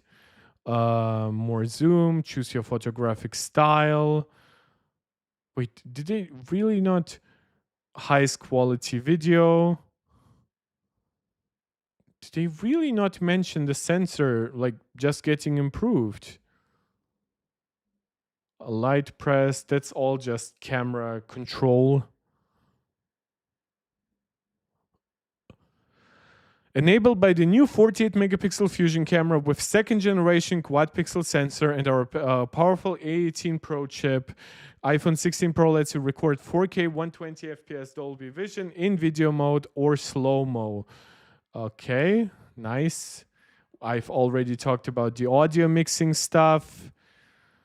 Yeah, they do not specifically talk too much about the new main sensor. That's interesting. Let me go to here and what they have to say. All iPhone 16 models support Wi-Fi 7. We've already known that. iPhone 16 Pro models, Amy, that's something you called out way more than the 15 Pro models. The weight increase of the 16 Pro versus the 15 Pro being more significant, of course, than the weight increase of the 16 Pro Max versus the 15 Pro Max. Apple Beats brand debuts new cases for iPhone 16 lineup. Okay, that's crazy. Fine woven cases are discontinued, and now we are to silicone and plastic. So crazy. And yeah, 16 Pro Max, absolutely insane battery life at up to 33 hours. If we actually go to like the comparison page here again, which unfortunately doesn't have as many details as I would like. So in terms of battery life, for one, let's look at the camera, a pro camera system. It's interesting that they don't call this like a fusion system, even though it does all the fusion-y stuff that they've talked about here. Yeah, 29 hours versus 33 hours. So definitely an interesting increase here to see. And when we look at something like the 13 Pro Max, which a lot of people saw it as kind of the battery champ, officially rated at 28, which is of course cool because now you can get battery life as good as that on a non-max model. So let's see what. Oh yeah, we have all those developer beta releases. We do have the confirmation of faster MagSafe,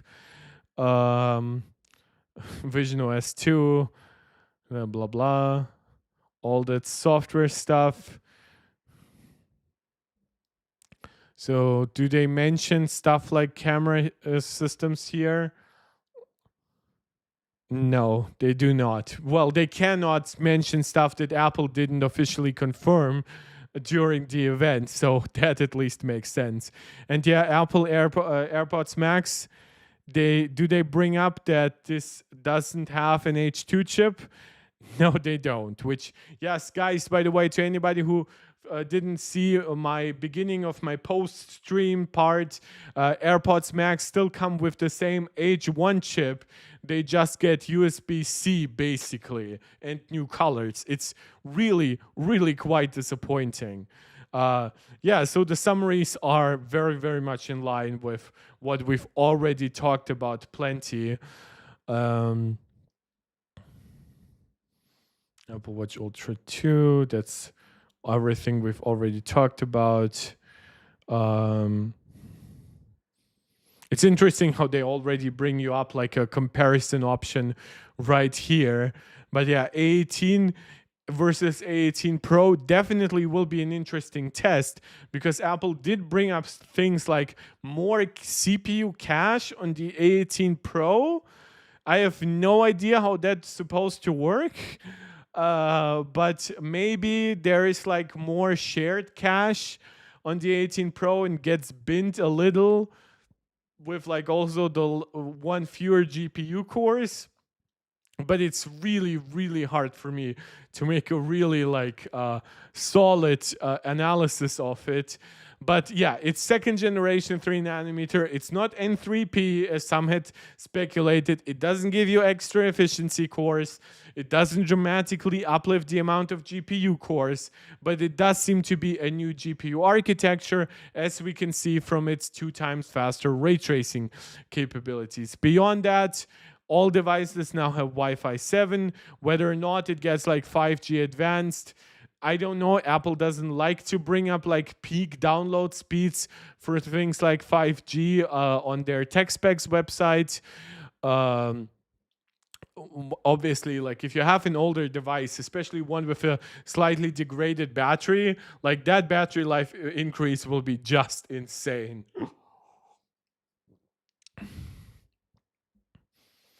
Yeah, and then a lot of it is just focused on efficiency, cooling, like a lot of quality of life stuff. We do not fully know just how transformative it actually will be. Like, I still assume that the device will have to like like dim under extreme light and heat conditions, but at least we know it will be better than the predecessor. And we already know that the 15th generation was better than the 14th generation. And we know that the 14th generation was better than the 13th generation. So at least there definitely is a lot of listening from Apple here. And we have gotten rumors from Mark Gurman that Apple might jump to a vapor chamber heatsink on the 17 Pro Max, but that remains to be seen. So that's about it. Guys, if you have any more questions, suggestions, I'm still open to it while I'm still watching, still reacting with you live. But I will have to wrap up soon because I have been now reacting, of course, for over 3.5 hours. So let me know what you would like to see me cover still. Maybe you come from some of the other bigger streams yet. Maybe you have some hot questions. And while I do that, just brief shout out to tomorrow's stream that will be slightly less Apple focused.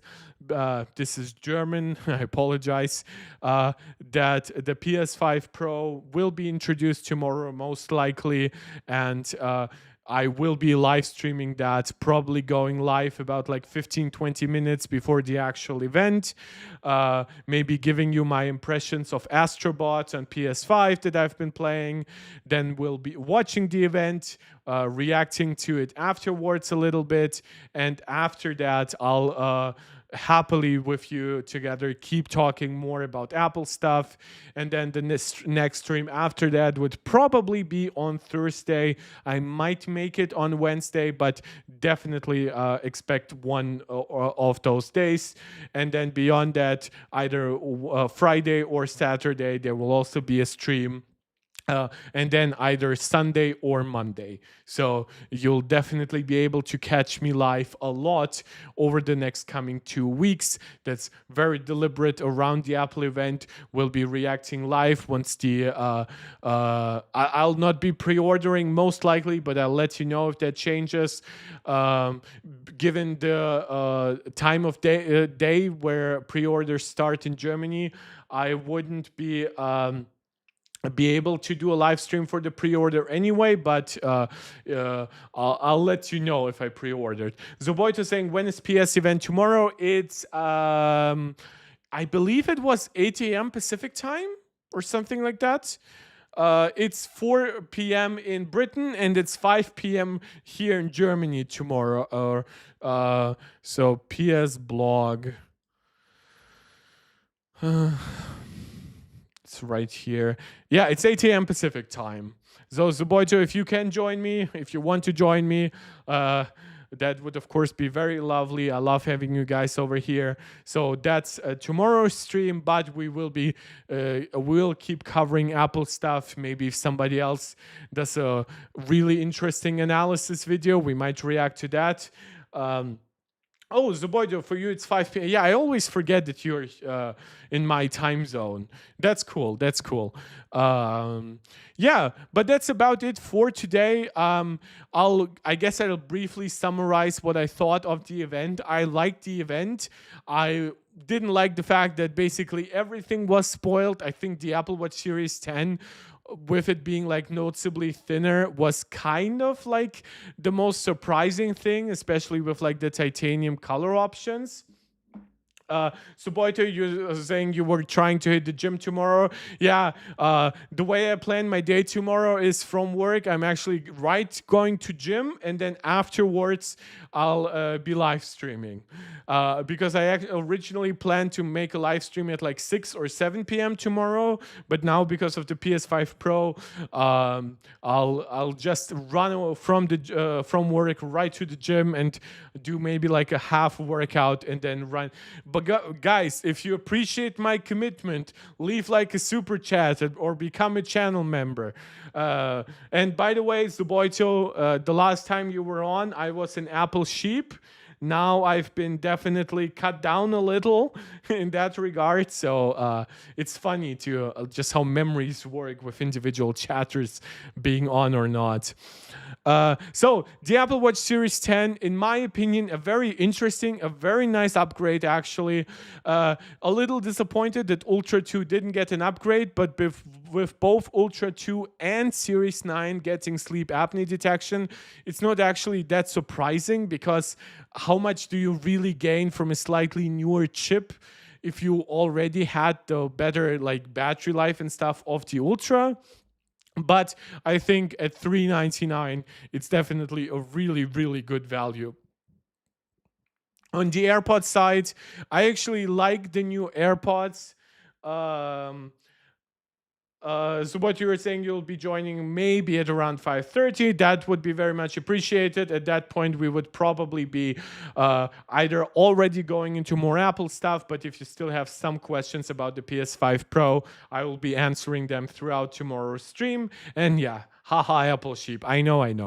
I still think that the lineup might be a little confusing with AirPods 4, but it is less confusing than it was before with like AirPods 2 still in the lineup. So definitely, if you're somebody who is like really, really budget locked, right? Like you have to get 130 or below, definitely nice options there. AirPods Max are an absolute disaster with not even getting like a new H2 chip. Even Apple is like labeling it as like new colors and USB-C. And then AirPods Pro 2 are just proving how amazing they are, how great the H2 chip is, how good their battery life is even relatively to like the new AirPods, and getting all those new like licensed, validated health features. Really, really great. And by like to me personally, right, like between my AirPods Pro 2 and my Apple Watch Ultra 2, I definitely upgraded at the right time whenever I did. With the iPhone, I actually feel similar. Now again, we can argue until we are blue in the face that the iPhone 16 doesn't have ProMotion, doesn't have telephoto cameras, whatever, but it is, in my opinion, a very nice upgrade nonetheless. I still think that Apple would be selling gangbusters on those devices if they like reduced MSRP by $50 or so even. But I know they cannot really do so because next year they plan to introduce ProMotion in those devices, and they don't want to fluctuate with the prices back and forth.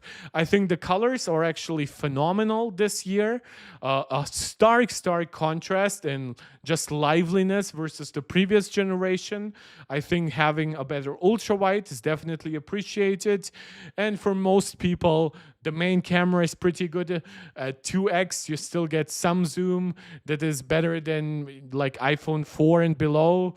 And of course, while yes, the lack of ProMotion sucks, you still get a vibrant, large screen with high brightness, good HDR capabilities, slim bezels, and now you get action button, you get the new camera control button. So and you get the boost in battery life, which is definitely something that I know a lot of people will care about even more than ProMotion. But yes, of course, granted, I have to agree, it's definitely not the highest value phone out there.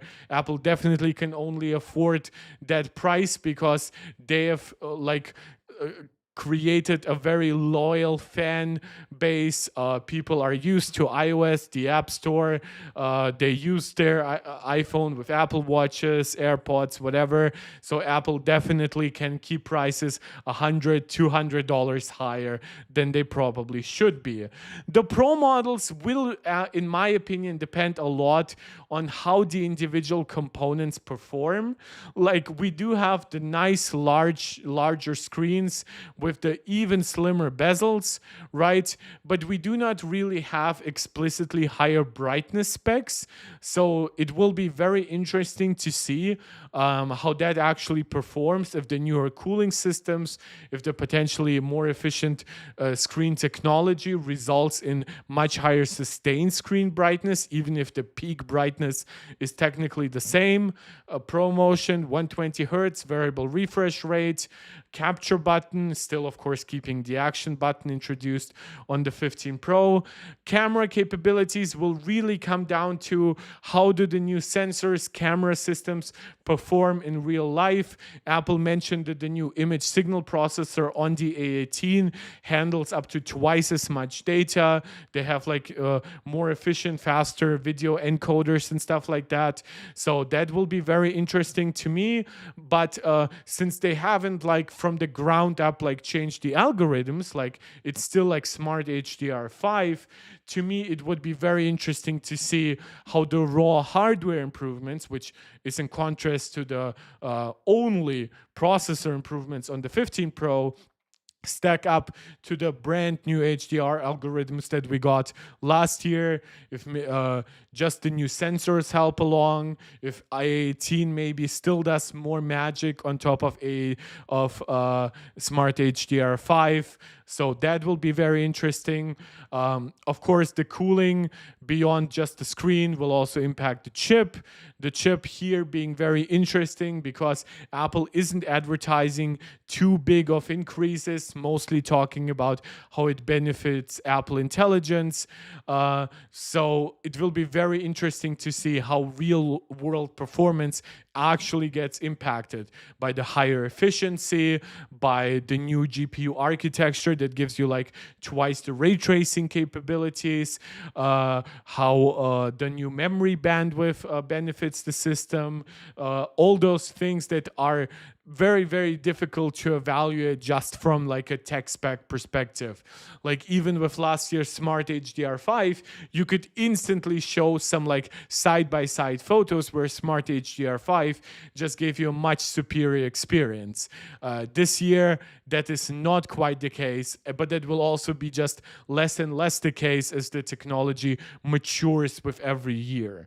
So yeah, definitely, though, I have to say, I think it's a great upgrade overall because of the battery life. So whatever happens with like raw performance or sustained performance, peak brightness, sustained brightness, I have to say the fact that Apple actually is pulling off like those kind of big battery life increases, despite a big like node jump, like they aren't going from 3 nanometer to 2 nanometer or something like that.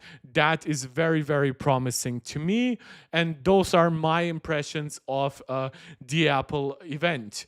It's Glowtime event, the iPhone 16 event. Before I log off, I wanted to thank you all for joining, especially those in the end who also made the live chat very lively for me. As always, if you're watching this, please consider subscribing to the channel, liking the video, sharing it out to anybody who you think might enjoy it.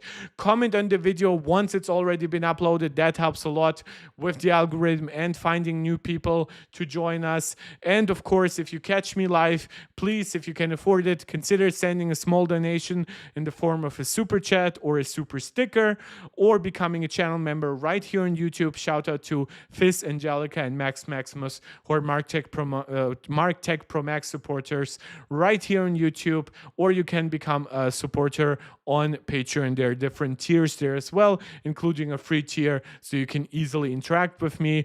Beyond that, you can also find me on Twitter. Links for all of that are bundled with the channel description. So that's about it for now. We're almost 4 hours into the stream. It's quite crazy. Thank you anyone who joined. I'll let you know when the next streams are. Of course, tomorrow is the PlayStation 5 Pro reaction, and beyond that, I'll let you know when we'll keep talking iPhone and more Apple stuff and more tech stuff and everything else we feel like talking about. As always, let me know what you would like to see me cover next, and I'll see you next time. This is Mark Tech, tuning out.